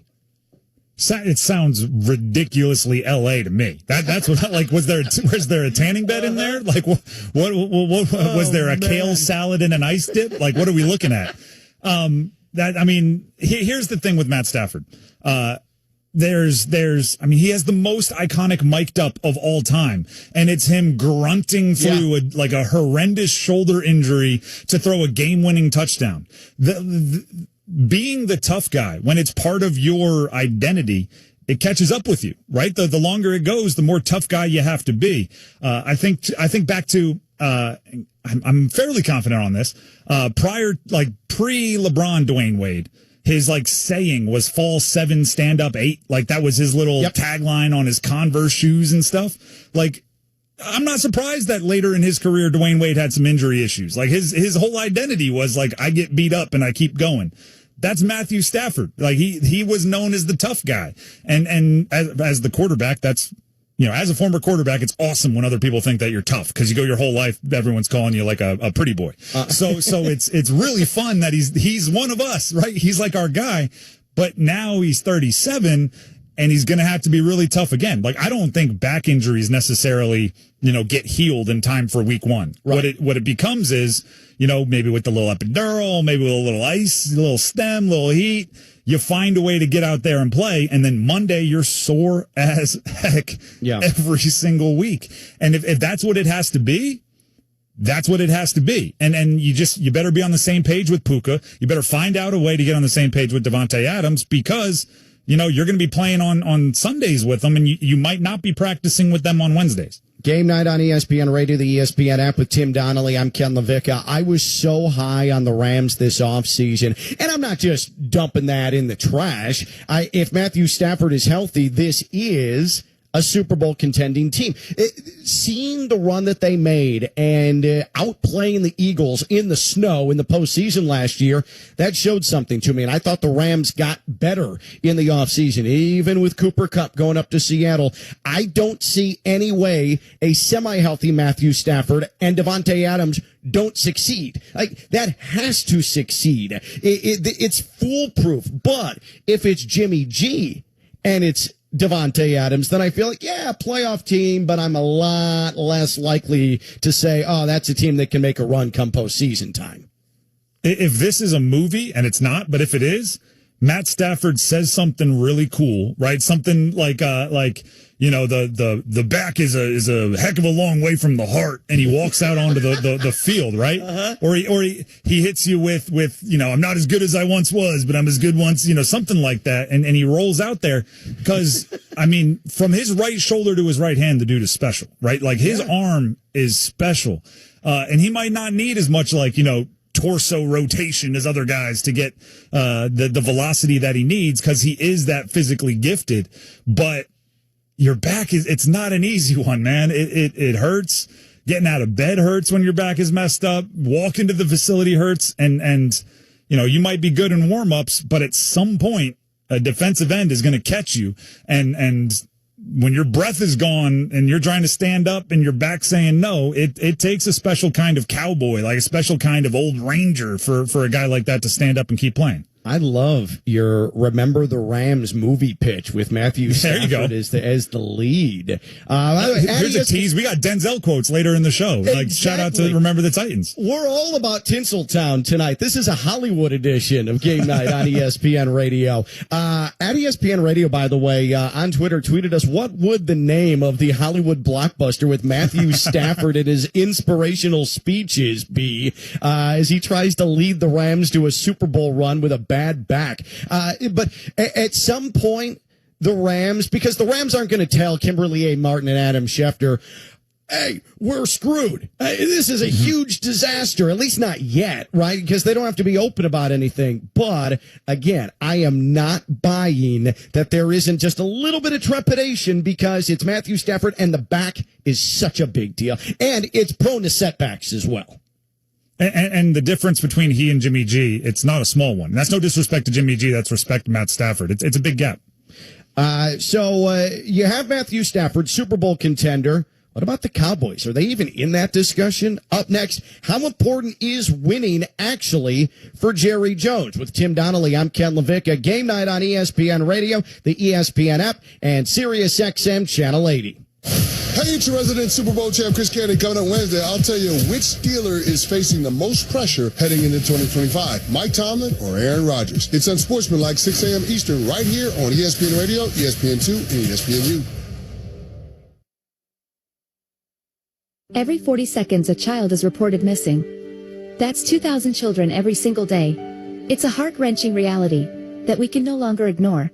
Find the Children is a non-profit organization dedicated to helping find missing kids. You can be a part of their mission by donating your unwanted vehicle, running or not. Call 1-800-294-0222. We guarantee that you will receive the maximum tax deduction. We provide fast, free pickup with 24-hour response. Call 1-800-294-0222. Find the Children provides crucial resources to help find missing children and educational materials to teach kids how to recognize and avoid predators. Our recovery programs have a proven track record of reuniting kids with their families. It's time to act. Donate your unwanted or unused car. Help us build a world where every child is safe. Pick up the phone and call 1-800-294-0222. Together, we can bring these kids home safely. This advertisement was paid for in partnership with Cars R Us and Find the Children. Lanny went to college and racked up huge debt. A little bit over $100,000. For a degree he couldn't use? Now what? I had a friend that went to my computer career. They even helped him get hired immediately after graduation. One of the things I love about IT is that you can work from anywhere you want. You could become an IT pro in just months, including cybersecurity and the basics of AI with zero experience at mycomputercareer.edu. My Computer Career, an elite CompTIA certification partner. It worked for me, and I know it can work for you. This is one student's experience. Individual results vary. Hey, it's Big Joe for Absolute Comfort, your trusted independent American Standard Air dealer. And owner Chris Wedekin sells the Mitsubishi Electric Mini Split, a great option for heating and cooling where ductwork can't be installed. If you have one of those homes that has baseboard heat or an electric heat, ceiling cable heat, these can be specifically designed for those houses because in those houses it's very difficult having to do all the construction and remodeling that goes with adding ductwork into those types of homes. Find out more by going to AbsoluteComfort.org. Absolute Comfort is your trusted independent American Standard Air Mitsubishi Electric Elite Ductless Pro dealer. The roar of the crowd, the electric energy inside Lucas Oil Stadium, the touchdown celebrations. Touchdown! It's all waiting for you. This year, the Colts will go head-to-head with the Dolphins, Broncos, Texans, 49ers, and more. And you can be there for it. Don't miss your chance to be a part of a top-rated NFL game day experience. From pregame hype to last-second heroics, the energy is unmatched. Tickets are going fast, so lock in your seats now at Colts.com/tickets. 107.5 The Fan and Franciscan Health present Good for the Heart Fridays. Listen to Jake Query every Friday to hear a heartwarming story from our local community. Jake knows firsthand the importance of heart health. Jake and the Fan have teamed up with Franciscan Health to make a difference, one beat at a time. Good for the Heart Fridays, brought to you by Franciscan Health Heart Center. Learn proactive measures to keep your heart healthy and schedule your heart scan at franciscanhealth.org/screening bundles. Hey, JMV, join me tomorrow at 3, the Indiana State Fair, the Governor's Cup Harness Racing Championship, and so much football conversation. That's all at the State Fair tomorrow at 3. This is SportsCenter.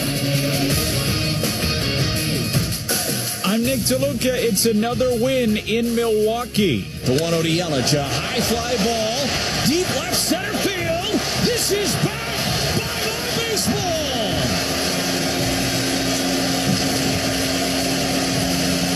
A two-run shot for Yelly, his 23rd of the year.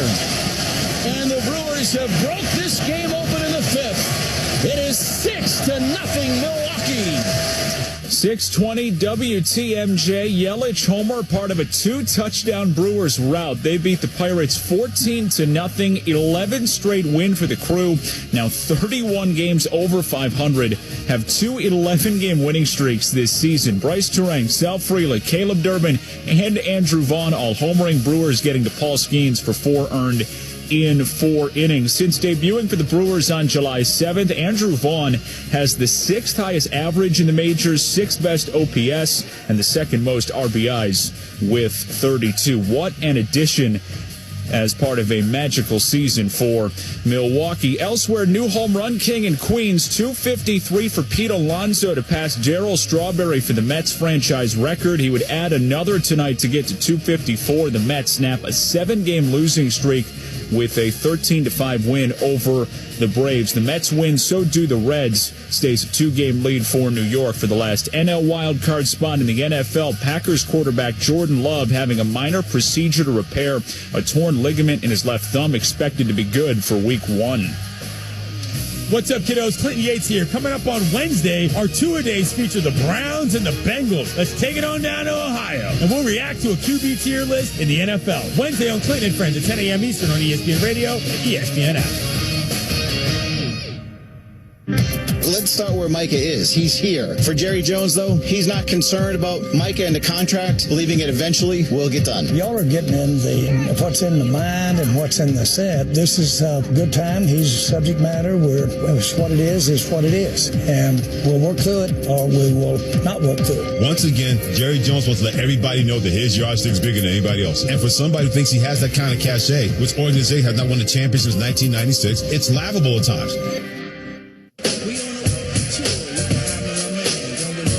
Prepare yourself next week. Just what everybody asked for. More Jerry Jones on your television. Game night on ESPN Radio, the ESPN app, Sirius XM Channel 80 with Tim Donnelly. I am Ken LaVicka, and we are presented by Progressive Insurance.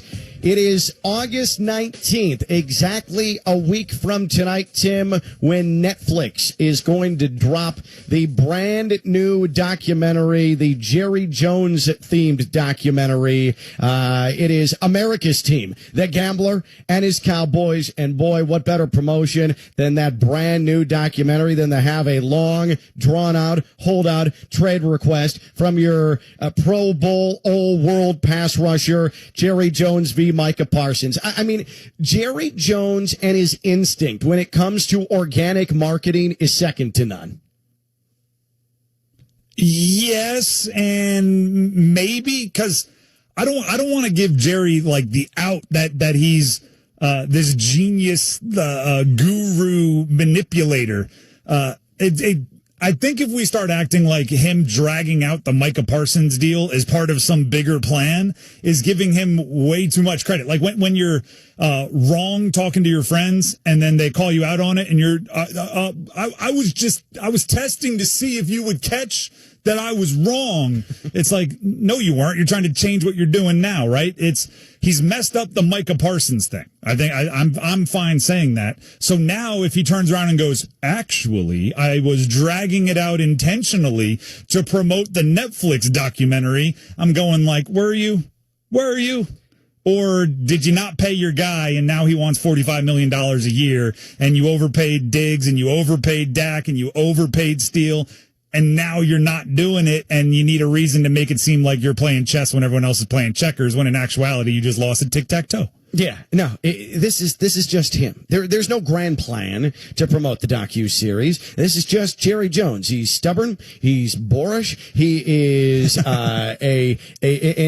as he gets older, he's a gambler. Exactly, less and less of a savvy businessman. And Jerry Jones, well, he loves his attention, and he pretty much owned up to that. The Netflix docuseries Blue Carpet, and Jerry flat out saying, I just like people talking about the Cowboys. I do believe if we're not being looked at, then I'll do my part to get us looked at. It's wonderful to have the great athletes, have the great players, but there's something more there. There's sizzle, there's emotion, and if you will, there's controversy. That controversy is good stuff in terms of keeping and having people's attention. I mean, is this the Dallas Cowboys or is this Yellowstone? What are we doing here? And you've got the biggest football palace in the NFL. You've got the brand. You've got the star. You still, even if it's not true, call yourself America's Team. You're the most valuable franchise on the planet. You have a Netflix docuseries about your cheerleading squad. What are we talking about if we're Jerry Jones? Like, oh, we need people to... Man, that right there, that's the essence of what's wrong with Jerry Jones. Here's the question I have for all of this. For all of the Jerry Jones is this business mastermind. Does anyone realize how good for Dallas Cowboys business winning a Super Bowl would be? Like if you want the price of tickets to go up, if you want people talking about the Dallas Cowboys, go win the whole darn thing or get close and have it heart-wrenchingly ripped from your hands and have everyone saying how much they love the fight from your team. Like, you want good business? Yeah, like Michael Irvin was a sizzle, right? He was all of this. He was all of that. He was everything. You know what else he did? He won 3 Super Bowls. Right. And the reason why we still care who Michael Irvin is now is not because he was brash and loud. It was because he was really good and he won. And that same thing is true for Emmitt Smith and Troy Aikman and all. Like, they were good because they won. They're not buzzworthy because they created off the field headlines. Emmitt Smith has some history with not being paid by Jerry Jones, at least in a sane timeline manner. I mean, Jerry Jones straight up let Emmitt Smith's contract expire and then have Emmitt Smith miss games before Jerry Jones came back in 1993 to pay Emmitt Smith. And a simple message from one of the greatest running backs of all time. He also on the Netflix docuseries Blue Carpet. The players just need to worry about themselves right now. Well, Jerry never caught a pass. He never ran a ball, and he damn sure didn't throw one. So at some point, players got to take on ownership of what they've been trained and what they've been taught to do. We had to do it ourselves. So at some point, you as a player have to take on ownership and be developed into the leaders that you need to develop. And it's not all about you all the time. It's about bringing others with you because you can't win by yourself. And Michael Irvin, no stranger to giving his opinion, the Cowboys Hall of Fame wide receiver. He sides with Micah Parsons. I would appreciate him more if he just get the Michael Parsons deal done. That's what I told him over here. I told everybody I appreciate Jerry more if he gets Michael Parsons deal done. Bill Barnwell wrote an exhaustive breakdown, ESPN.com, of the Zach Martin contract renegotiation, the CeeDee Lamb, Dak Prescott last year, their contract negotiations, and now what's happening here with Micah Parsons. He is just with those alone cost the Cowboys upwards of $100 million because he wasn't proactive at all trying to ink them before they sat there and saw every other contract at that position play out, and they wanted to be the highest paid. Jerry Jones is a great marketer. Jerry Jones is no longer a good businessman because ego gets in the way, hubris gets in the way, and that in turn has hurt the Dallas Cowboys. I think it all goes back to the Emmitt Smith holdout that was just referenced. What was that, 94, I think? 94. He ends up, Emmitt Smith holding out, wants a new contract, misses the first 2 games. It goes horrendously. They start 0-2, and then Jerry pays Emmitt, and Emmitt comes back. And what happens? They win the Super Bowl. Mm-hmm. And suddenly Jerry is like, see, my way works. Yeah. Right? It's like you mentioned earlier you didn't play college football. Do you golf at all? Yeah, poorly. Okay, yeah, perfect. The worst thing that can happen for a golfer is you have a bad form swing and it goes in the hole. Because then your body is telling you that bad swing works. Do that again. Right? Yeah. Have the elbow flap, right? The elbow flap led to the ball going in the hole. Right. So next time have the elbow flap again. And it's a scientific fact. You always hit a big putt on 18 to keep you coming back for more. Yeah, always. Exactly. So it's almost like I don't know how to hit a 3-wood, but if I hit like the best shot of my life with a 3-wood, I'm going to keep coming back to the 3-wood, Pull right? out the bag. Yep. And so that's a bad decision for me. That's going to cost me a lot of strokes, but I'm going to keep doing it because I have the memory of that one flush 3-wood from 10 years ago where I, eagled it on my favorite course. Jerry Jones eagled it with a player holding out for more money in 1994. And it felt so good. It was such a good shot that he's done the same thing with Zach Martin. He's done the same thing with CeeDee Lamb. He's done the same thing with Dak Prescott, and he's doing the same thing with Micah Parsons. It's bad strategy led to a good result once. So now he thinks bad strategy equals good result. And you're caught in this conundrum where it just keeps happening over and over again. And then worst of all, every year the value of his franchise goes up. Yeah. So he's thinking like, all right, I must be a genius. Whatever I'm doing leads to a higher evaluation from Forbes. And he thinks he's doing a good job. Well, I think it's pretty safe to say, and maybe this isn't the case, but it certainly seems like it from the outside. And you mentioning the valuation is key.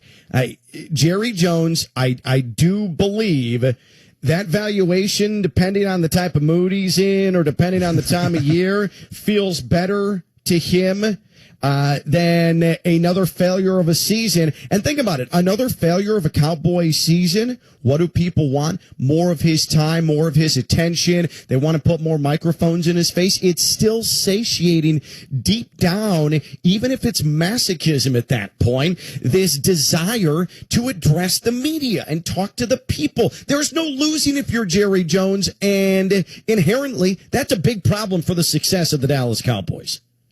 But here's the thing, and it goes back to what I was saying. He's not winning by as much as he could. One of my favorite stats is, and I don't even know if this counts as a stat, the year before Steph Curry won his first title with the Warriors, they were the 8th highest valued NBA team, right? Big market, right? Like a lot of Silicon Valley. They're still a top shelf, whatever. They're 8th.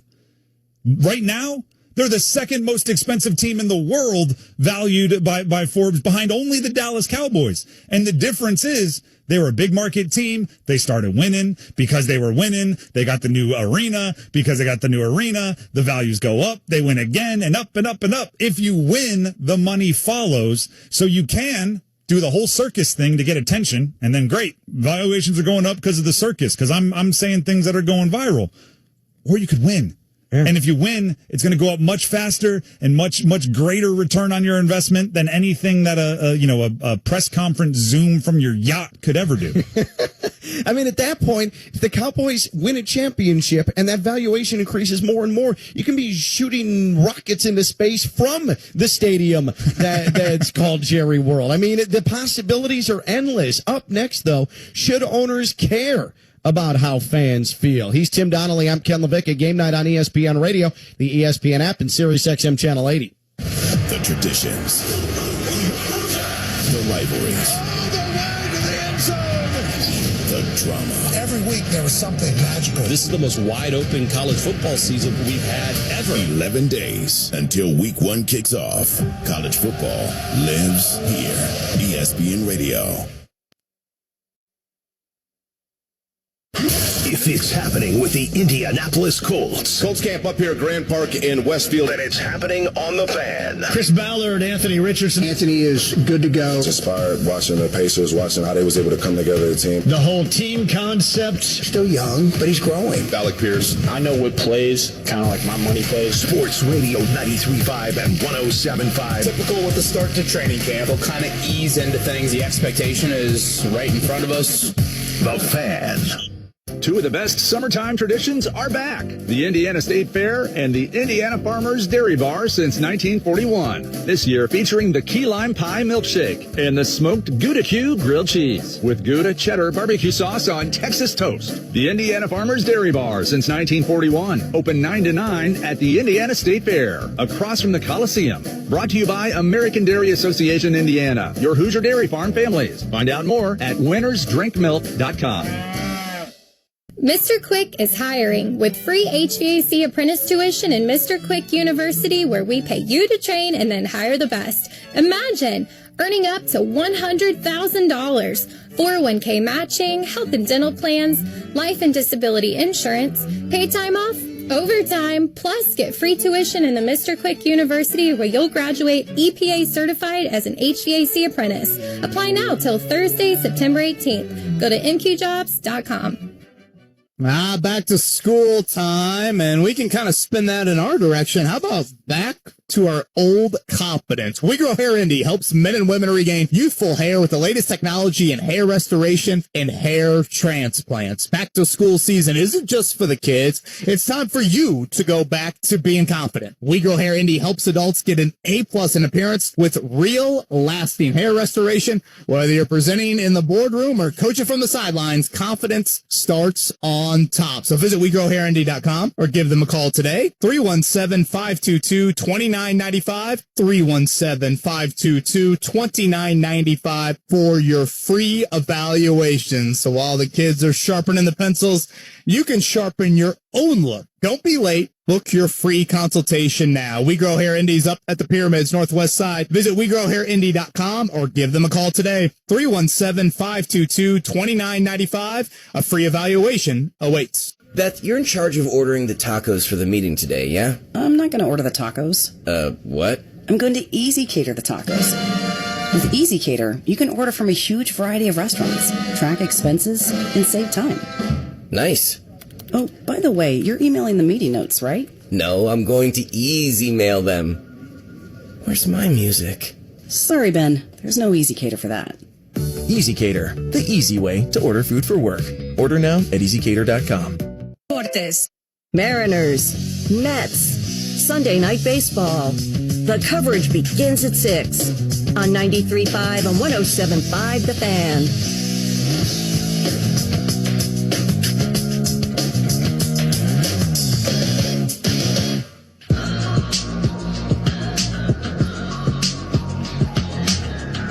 Big name with thoughts on the Cowboys and Jerry Jones. Game night on ESPN Radio, the ESPN app with Tim Donnelly. I'm Ken LaVicka, and we are presented by Progressive Insurance. For all of you listening right now, I'll give you 5 guesses. 5 guesses who was on First Take today, if you didn't see it. 5 guesses about who really got after Jerry Jones, was extremely critical about Jerry Jones. And I guarantee you that you're not going to guess in those 5 guesses who it was. May I present to you Denzel Washington, who had thoughts on Jerry Jones. So Denzel Washington was, he was with Spike Lee, right, Tim? Correct. Spike Lee promoting Highest to Lowest, their new film. Highest to Lowest, new film. So they were both on First Take with Molly and Stephen A. And the subject of the Cowboys and Jerry Jones came up. And the 2-time Academy Award winner, Denzel Washington, he had some strong thoughts on Jerry. There's box office and there's Oscars, Jerry. Been a while, huh? You ain't been to the show, you wouldn't know. Wouldn't been to the show, you wouldn't know. Haven't been to the show, so you wouldn't know what it is to win. I don't need to add. I feel like we could and I love the Cowboys. I love the Cowboys because I really love them. This is why I feel the way I feel. But that's not what I'm here to talk about. I'm here to talk about the movie. And that's what. And I wanted to get back to the movie because you didn't bring the. Speaking of the movie, the same thing. Highest to lowest. You didn't bring it. You didn't bring it up. And what does it say down the bottom of the movie? What? Or does it say it on the one sheet? What does it say? All money ain't good money, Jerry. Say it again. All money ain't good money, Jerry. One time. August 15th, we open Friday. All money ain't good money. Oh, boy. I feel like running through a wall for Denzel Washington. And 2, I mean, Denzel is so intense. I'd be so intimidated sitting next to him, hearing him go off about Jerry Jones, but then telling me I came here to talk about the movie. But then, like an expert, he brings it back around and takes one more shot at Jerry Jones. That's quite a sequence right there. And I mean, Denzel Washington is Denzel, right? You're not going to hear me complain about anything. Unbelievable actor. Although I do think maybe there was some, like, when you're with Spike Lee, you got to turn on your fandom a bit. It's like, all right, he's got the Knicks. I'm going to be the Cowboys guy. Jerry, all money ain't good money. Like it's you gotta puff up your chest a little bit when you have like the most notorious Knicks fan right there with you. A Spike Lee joint. He's like, well, a Denzel Washington joint's pretty good too. And then he took. It's an easy mark. It's low-hanging fruit going after Jerry right now. Yeah, there is no doubt about that. Jerry Jones and how fans, Cowboys fans, it's the biggest fan base in the NFL, right? And I don't think that it's particularly close. We already talked about the valuation. For me, it's tough with Jerry because I don't know if it necessarily matters how the fans feel, because the money's still going to come through, the people are still going to show up, and this is where you have the difficult discussion about the Dallas Cowboys. Yeah, you can throw money around, you have your stars, you can say, I want to win a Super Bowl, but at the end of the day, from a money standpoint, which we've established, Jerry Jones, depending on the day, the time, the weather, is the valuation more important than the team? I don't know if there's enough of a separation there for it to actually make a difference, and that's inherently a huge issue with the Cowboys. Here's the thing with the fans, right? Because I'm sure it's extremely frustrating for the football guys, right? Everybody always says you hire your football people and you let your football people do their job. It's got to be wildly frustrating when fans start just spewing nonsense. I don't think you need to listen to everything the fans say unless they're right. Right? Like if Denzel wants to go on First Take and start spewing about how the Cowboys need to manage the cap, I have no problem with Jerry Jones telling Denzel, like, I'm glad you're a fan. You know, we got a box for you, a suite. If you're looking for it, we'd love to have you. But go back to talking like cinematography, right? Let us handle this.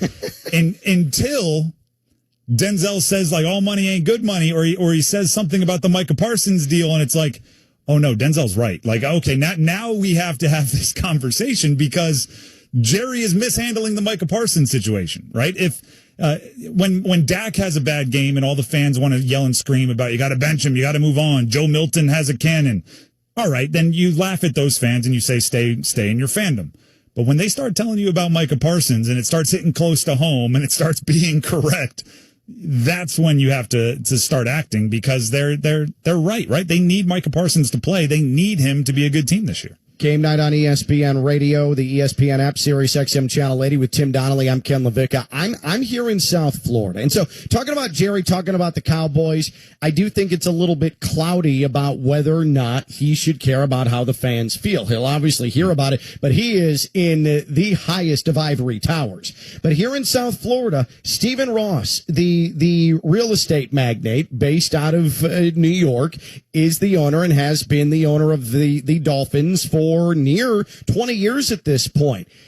It's a very fickle Dolphins fan base. The South Florida fandom in general can be very fickle. And so if the Dolphins crater this year, which there are a lot of indications that's going to happen after a very brief, championship window, which with the Dolphins, you haven't won a playoff game since 2002. Playoff win window is about the same as a championship window. Season ticket sales are going to go down. The Dolphins are no strangers to empty turquoise seats. It's going to be a problem. Jerry Jones, I do think, is an exception. The vast majority of NFL teams, owners should absolutely care about how the fans feel. Here's where I think it becomes a thing for the owners. In their business life, which they're obviously unbelievable at, they can play hardball. There's always somewhere else to go, right? Yeah. If you're trying to make a deal with I'm going to use like the most obvious example. If you're trying to make a deal with Pepsi and you want to play hardball, you go sign the deal with Coke, right? When it comes to something like with the Dolphins, a Tyreek Hill, when it comes to Micah Parsons with the Cowboys, there's not another one of those, right? It's not like, oh, we'll get somebody to fill the Tyreek Hill role. All we need is a guy that runs like a 4.29 and can cut on a dime and can catch everything. Right. Or there's no one to go like, all right, Micah Parsons wants $45 million. We'll go to the other Micah Parsons. We'll go to the other guy that can do everything he can do. It's like, those don't exist, right? Billionaires can't bully your way through this. It's the rarity and the uniqueness of these guys that makes it a bit different. And it's why in sports we put up with so much ridiculousness from some of our athletes, because it's like, yeah, they're being a headache right now, but they're really good, and there's not another option out there to replace them, especially not on free agency at this point. So we're just gonna pay them a bunch of money. That's what we're gonna do. Well, the rebuttal to my argument that most owners in the NFL should care about what the fans think are the Browns. Jimmy Haslam. I mean, he goes and he gets Deshaun Watson. after dozens of claims of sexual abuse. And then this is after he goes to someone on the street, according to him, and they say, hey, go get Johnny Football. He goes and gets Johnny Football. That's a disaster. He has back-to-back second-round picks that have been dinged for domestic violence. He's got Myles Garrett going 101 miles an hour just weeks after Shedeur Sanders did the same exact thing twice in a week. Myles Garrett flipped his Porsche a couple of weeks ago, and yet Jimmy Haslam's going to get a stadium built, in all likelihood, on the fans' dime, taxpayer money. Up next, what do we expect to see from the 2025 New York Jets? It's Game Night on ESPN Radio and the ESPN app. Hey, it's your resident Super Bowl champ, Chris Candy, coming up Wednesday. Last year, I said the Saints had the worst quarterback situation in the league. Is it the same thing this year? It's Unsportsmanlike, weekday mornings at 6, right here on ESPN Radio, ESPN2, and ESPNU.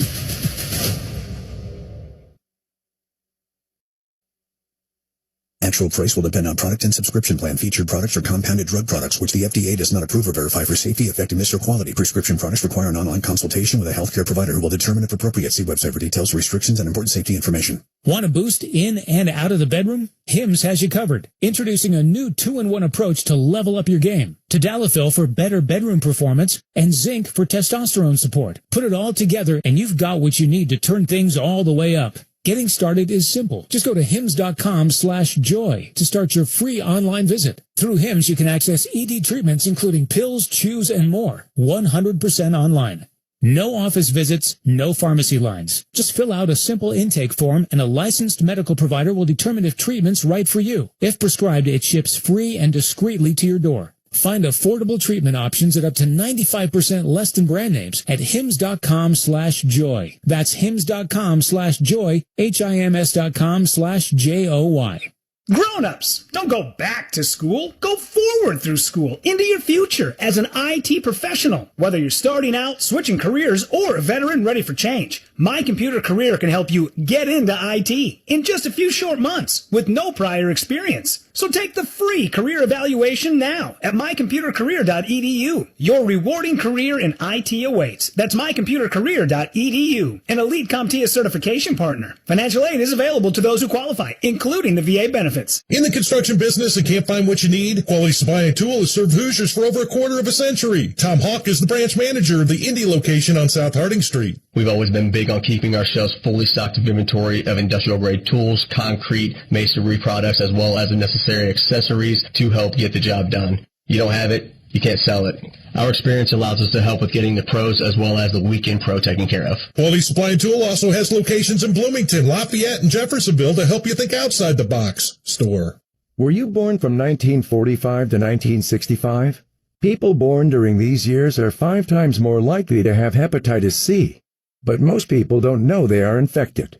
So even if you try to eat right, exercise, and take care of yourself, you can still have hepatitis C, a serious liver disease that often has no symptoms. In fact, people can live with hepatitis C for decades without feeling or looking sick. But over time, hepatitis C can cause serious health problems, including liver damage, liver failure, or even liver cancer. Getting tested is the only way to know if you're infected with hepatitis C. That's why the CDC recommends everyone born from 1945 to 1965 get a blood test for hepatitis C. Treatments are available that can cure this disease. So talk to your doctor about getting tested. It could save your life. A message from the CDC. From the DriveHubler.com studios, this is 93.5 and 107.5 The Fan. WIBC HD2, HD3, Indianapolis. This is SportsCenter. I'm Nick DeLuca. The ball flying out in the Bronx tonight. That one is driven deep to left field. There it goes. See ya. Halfway up the bleachers in left center field. A moonshot. 5-1 Yanks. Mike Michael Kay on the Yes Network. That was a bomb from Giancarlo Stanton. Another homer for him, has 12 in 30 games this season, part of a 4-hit night and a 9-1 Yankees win over the Twins. Anthony Volpe hit a 3-run shot. Aaron Judge also going deep for the first time in 3 weeks since coming off the IL, number 38 on the season. Carlos Rodon working 7 innings, allowing just 1 earned. Yankees stay in front of the Guardians for the final AL wildcard spot. In the WNBA, halftime is over in LA. The Liberty up 52-44 on the Sparks, just underway in the third. New York has won 3 of 4, trying to stay on top of the Eastern Conference, still without star Brianna Stewart. Sparks have won 4 of their last 5. Jonquel Jones with a New York high, 14 points, 5 of 7 from the field. Sabrina Ionescu has been efficient, 3 of 4 shots tonight, has 8 points. LA trying to close the gap. Kelsey Plum has a team-high 12 into double figures. Elsewhere, another win in Milwaukee. The Brewers make it 11 straight, now 31 games over 500 with a 14-0 win over the Pirates. Hey, it's Evan Cohen. Coming up Wednesday, Adam Schefter told us Joe Flacco is still QB1 for the Browns. I'll tell you why Flacco starting is the right move in Cleveland for now. It's on Sportsmanlike, 6 a.m. Eastern, right here on ESPN Radio, ESPN2, and ESPNU.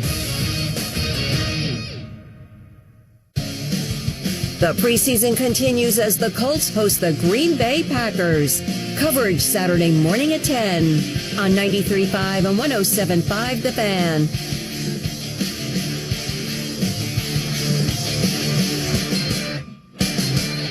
This is quick throw, what a catch! Highlight reel, touchdown! Is crossing over steps, back another 3, got it right down the chute. Game night. Swing and a drive, on its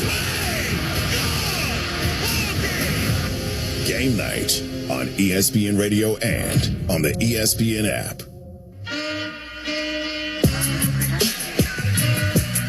Is there any optimism for Gangrene in 2025? Game night on ESPN Radio, the ESPN app, Sirius XM Channel 80 with Tim Donnelly. I'm Ken LaVicka. We are, as always, presented by Progressive Insurance. NFL two-a-days. We run through 2 teams tonight going into this 2025 season. Both teams from New York. Let's go ahead and start things with the Jets.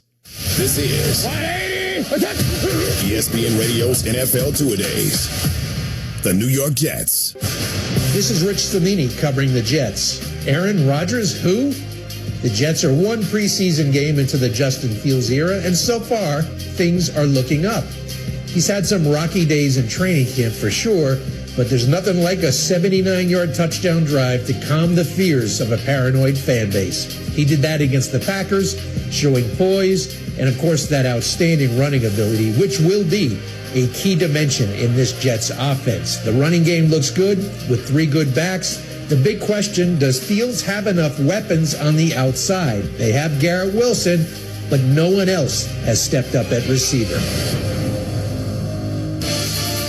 Rich Samini with the breakdown and immediately taking a shot at Aaron Rodgers.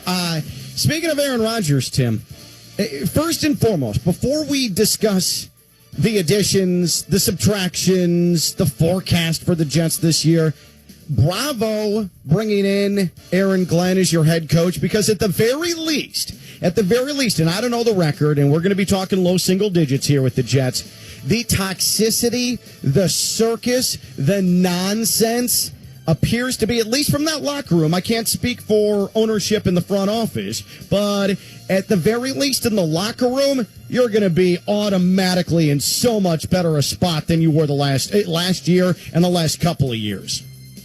There's 2 ways to talk about the Jets for me. One is very like quarterback skill set, Justin Fields, where is he and Rodgers kind of differ.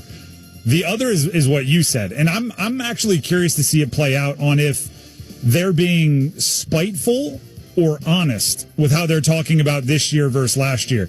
Every quote I see coming out of training camp is like, it's so refreshing to have everybody pulling in the same direction and have a group that's led by work. And I'm like, that feels so unbelievably subtweeting. Like, that feels so unbelievably specific. Yeah. Like when you break up with someone and suddenly you're like, it's just nice to be treated well. It's like, oh, are you trying to say you weren't treated well? Yeah. Like, did you have to tweet that out so everybody could read it? Like, it's either that, where they're very spiteful towards Robert Saleh and they're trying to get a point across, where they're like, I want Robert to know we're happier, right? I want him to know, everybody look happy in the picture so I can post this so Robert knows that I'm having a good time. It's like, we're not having a good time. But he doesn't know that. Or the other thing could be true, which is they're just being honest, and it is refreshing that everybody's pulling in the right direction, and they moved on from the circus, as you mentioned, that Rodgers was certainly a part of, and the coaching staff, and Nathaniel Hackett was certainly a part of. It could just be they're saying that because they actually believe it, but I think we'll know by like week 2. It'll be real obvious if the culture is better or if they're just trying to make it seem like it's better. My favorite Aaron Rodgers moment with the Jets was after the end of his first season. And it was a couple of days after another controversial Pat McAfee appearance when he had the gall in his exit interview with the media to say, we need to get the bull bleep out of the building. Aaron, you're the purveyor of all of that, man. So now Justin Fields comes in and watched a lot of him with the Bears. He had some good success early before Russell Wilson got healthy last year with the Steelers. This is just a low-risk option. This is his last chance to prove that he can be a starting quarterback in the NFL. He's going to work. He is probably the most, and I mean all around, dynamic quarterback the Jets have ever had. I'm not saying he's excellent. I'm just saying he's the most different Jets quarterback they've ever had. And because it's so low risk, you're already in a better spot to at least catch some defenses off guard if you can protect them, because he got killed so many times in Chicago. I'm fine with Justin Fields for a team like this. I think, the last person still clinging to my property on Justin Fields has more as a passer than he's shown Island. Going back to the draft, I remember watching him at Ohio State, and everybody's worried about the Ryan Day stuff, and I get it, right? He schemes everybody wide open. His receivers were so good. Well, guess what? He's back with one of them now. Garrett Wilson gets a friend. But he had a year in college. I wrote down the stats here. He had 41 touchdowns and 3 interceptions. Right. I don't care if that's a Ryan Day offense. Will Howard just became a 6th-round pick as a pocket passer. He had 35 touchdowns and 10 interceptions for Ohio State. There's more there. I don't know if they have the coaching staff and the players to get it out, to bring that potential to the surface. But it's one of the last things I'm clinging to from the 2021 draft of, no, we haven't seen the best in the NFL of Justin Fields as a passer. And if they can get that to bubble to the surface, is it, conference championship? No. But is it way better than anyone's thinking and a refreshing bit of good play for the Jets? Heck yeah, it is. And I think you could help Garrett Wilson see a bit of his potential. You see Breece Hall maybe bounce back with the threat of Justin Fields to run, toying with defenses. Yep. If things work out here, it could be a nice story. And it's one of the last things that I'm I know it's been 4 or 5 years. I haven't fully given up on the dream on Justin Fields. 3rd team. It doesn't happen often this way, but there might be something there. NFL Two-A-Days here on Game Night on ESPN Radio with Tim Donnelly. I'm Ken LaVicka. We're talking Jets, and you mentioned Breece Hall having Justin Fields, and there's going to be a bit more of a balanced rushing attack, it appears. Yep. With Breece Hall still the feature back, but 876 yards, 16 games. He finally stayed healthy, but his production dipped big time. 6 fumbles. He was dependent on to catch passes, had 8 of those last year. But having Justin Fields can't hurt. Certainly can't hurt Breece Hall. And then there's the defense. After Robert Saleh got fired in Week 5, that thing absolutely fell apart. And Jeff Ulbrich was so in over his head, taking over that locker room and that team. 20th in DVOA last year. It's not going to be like that this year. That defense, it's young. It's young. They've gotten younger, but it's going to be more effective than that. There's going to be some more balance to this team. They still have some dudes. I mean, Sauce Gardner, Quinnen Williams, Quincy Williams, Will McDonald. Like, they have talent. It just the sum wasn't equal to the all the parts, whatever the saying is last year. The thing that needs to happen, and I actually, like, I'm speaking to Sauce Gardner when I say this, they got to get their hands on the ball. The NFL defense, it's so tough to just go out there and 3-and-out teams or go out there and, we saw a kicker make a 70-yarder the other day. Right. You have to defend the 50-yard line like that's where points start. It's so hard unless you're forcing turnovers. And it's the one thing Sauce hasn't done, right? He's been in the league 3 years. He's got 3 picks. And part of that is everybody avoiding him. Okay, then I'm looking towards the other corner and saying, all right, you got to be good enough that they have attempt to attack Sauce Gardner every now and then. Like, that they need to get their hands on the ball a lot more and set up some short fields for Justin Fields. How about that? Give him the ball on the 28-yard line going in rather than on your own 4-yard line after a punt. Like, they need to start getting everything. Complimentary football is the buzzword that all the coaches are saying nowadays. The Jets did not intercept anything last year. And I will give the Jets, and I don't do this often, and nobody's really had the opportunity to do this often. We've spent time talking about Jerry Jones and leaving everything to the 11th hour and costing his team money. The Jets being proactive to lock up Garrett Wilson, to lock up Sauce Gardner, that was a rare bit of front office competence from the Jets. That's great stuff right there. That is how you effectively maintain your future. I think for the Jets, and the AFC East is a one playoff team division this year. It's the Bills and then nobody else. I think the Jets could finish second. I think they could finish better than the Dolphins. They could finish better than the Patriots. That should be the goal. 6-7 wins will get you second place in the AFC East. I like the pivot you mentioned for Gardner and Garrett Wilson getting their contracts. For like 2 years, they bent over backwards to make a 40-year-old happy. And I think they went, okay, that opened up a window of like 4 months for us to take advantage of all of that brown-nosing we did to Aaron Rodgers. This offseason was all about, let's bend over backwards to make Quinnen Williams and Sauce Gardner and Garrett Wilson happy. And then we get a 10-year window where they're elite players and we get to take advantage of a good relationship with them. Let's bring back on a low-cost flyer Garrett Wilson's college quarterback.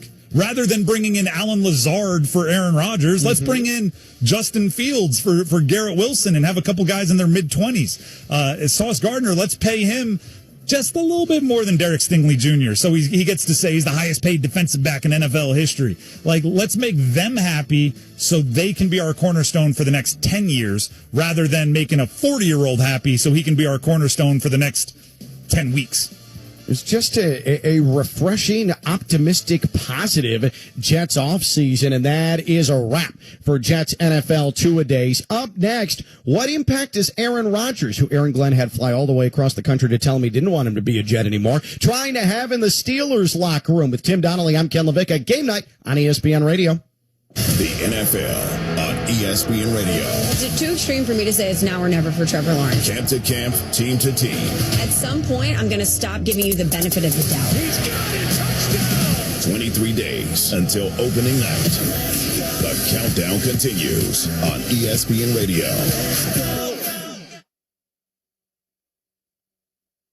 If Twisted Tea Hard Iced Tea was your best friend, it would be the kind of friend that starts an impromptu dance party in the supermarket aisle that turns into an all-day pool party rager at your place, and you don't even own a pool.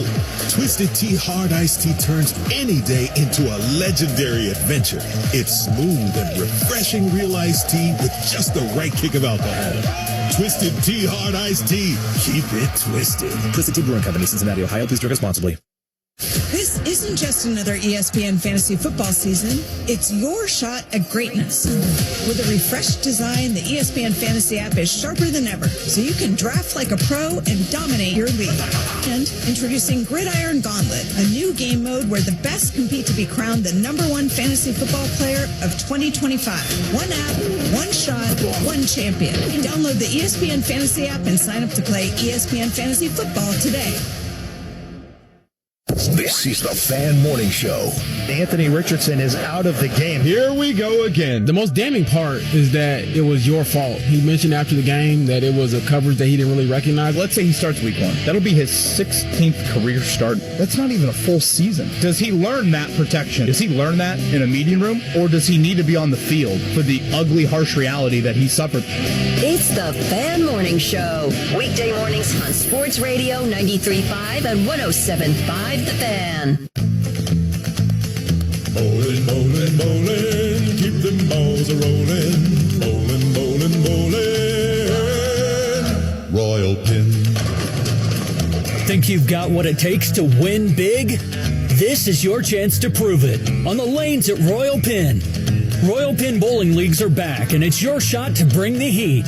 Rally your crew, build your dream team, and face off in weekly matches packed with strikes, high fives, and just the right amount of competition. Play as a team, compete against others, face off for your chance to win. So, are you in? Sign up your team today at royalpin.com/leagues. That's royalpin.com/leagues. That trophy isn't going to win itself. Set them up, knock them down, send them flying, spinning round. Not all leagues provide a prize fund for the grand prize. Please confirm with your center. Royal Pin, bowling, bowling, Royal Pin, bowling. 107.5 The Fan and Franciscan Health present Good for the Heart Fridays. Listen to Jake Query every Friday to hear a heartwarming story from our local community. Jake knows firsthand the importance of heart health. Jake and The Fan have teamed up with Franciscan Health to make a difference, one beat at a time. Good for the Heart Fridays, brought to you by Franciscan Health Heart Center. Learn proactive measures to keep your heart healthy and schedule your heart scan at franciscanhealth.org/screening bundles.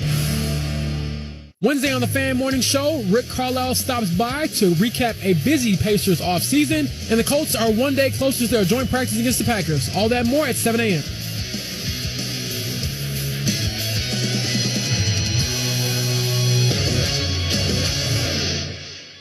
He's good enough, they're good enough, they're going to go 9-8, 10-7. They won't matter in the playoffs, and then they're not bad enough to get a top 8 pick and finally find the quarterback of the future. What do we do to get these guys the best chance to go and win a 7th championship for the franchise? And the determination was we need to swing for the fences, and this very clearly is a swing for the fences. There's too many deficiencies with the Pittsburgh Steelers for us to say, okay, we're going to plug in Aaron Rodgers, and all of a sudden they're going to do something that they haven't done since 2016.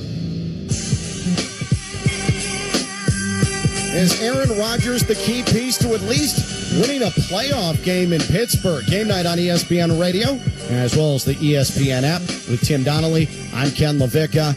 Aaron Rodgers, new Pittsburgh Steeler, moving on from the Jets against his will. That was not his decision, but his haven, the Pittsburgh Steelers. Mike Tomlin bringing him into his football bosom, and now Aaron Rodgers maybe able to get his late career back on track, a la Brett Favre, who went to the Jets. That was a face plant, and then found refuge with the Minnesota Vikings. And Tim, I don't mean to, well, I kind of mean to pat myself on the back here. It was back in December when I, on these very national airwaves here on ESPN Radio, and I believe I was hosting with the great David Dennis, and I said at the time, and again, this is back in December, Aaron Rodgers will be the next quarterback of the Pittsburgh Steelers. You knew Russell Wilson wasn't going to come back. Justin Fields certainly wasn't going to be back. And my only rationale behind that was Aaron Rodgers isn't ready to retire, especially after the trash bag that his Jets tenure has been. And Mike Tomlin on the same roster handled Antonio Brown and Le'Veon Bell, two legitimate crazy people, without any sort of issue, and was able to win football games with them. If there's anyone who can handle the Aaron Rodgers circus and is willing to take that on, it is Mike Tomlin. And it's because I trust him, and that's why I at least have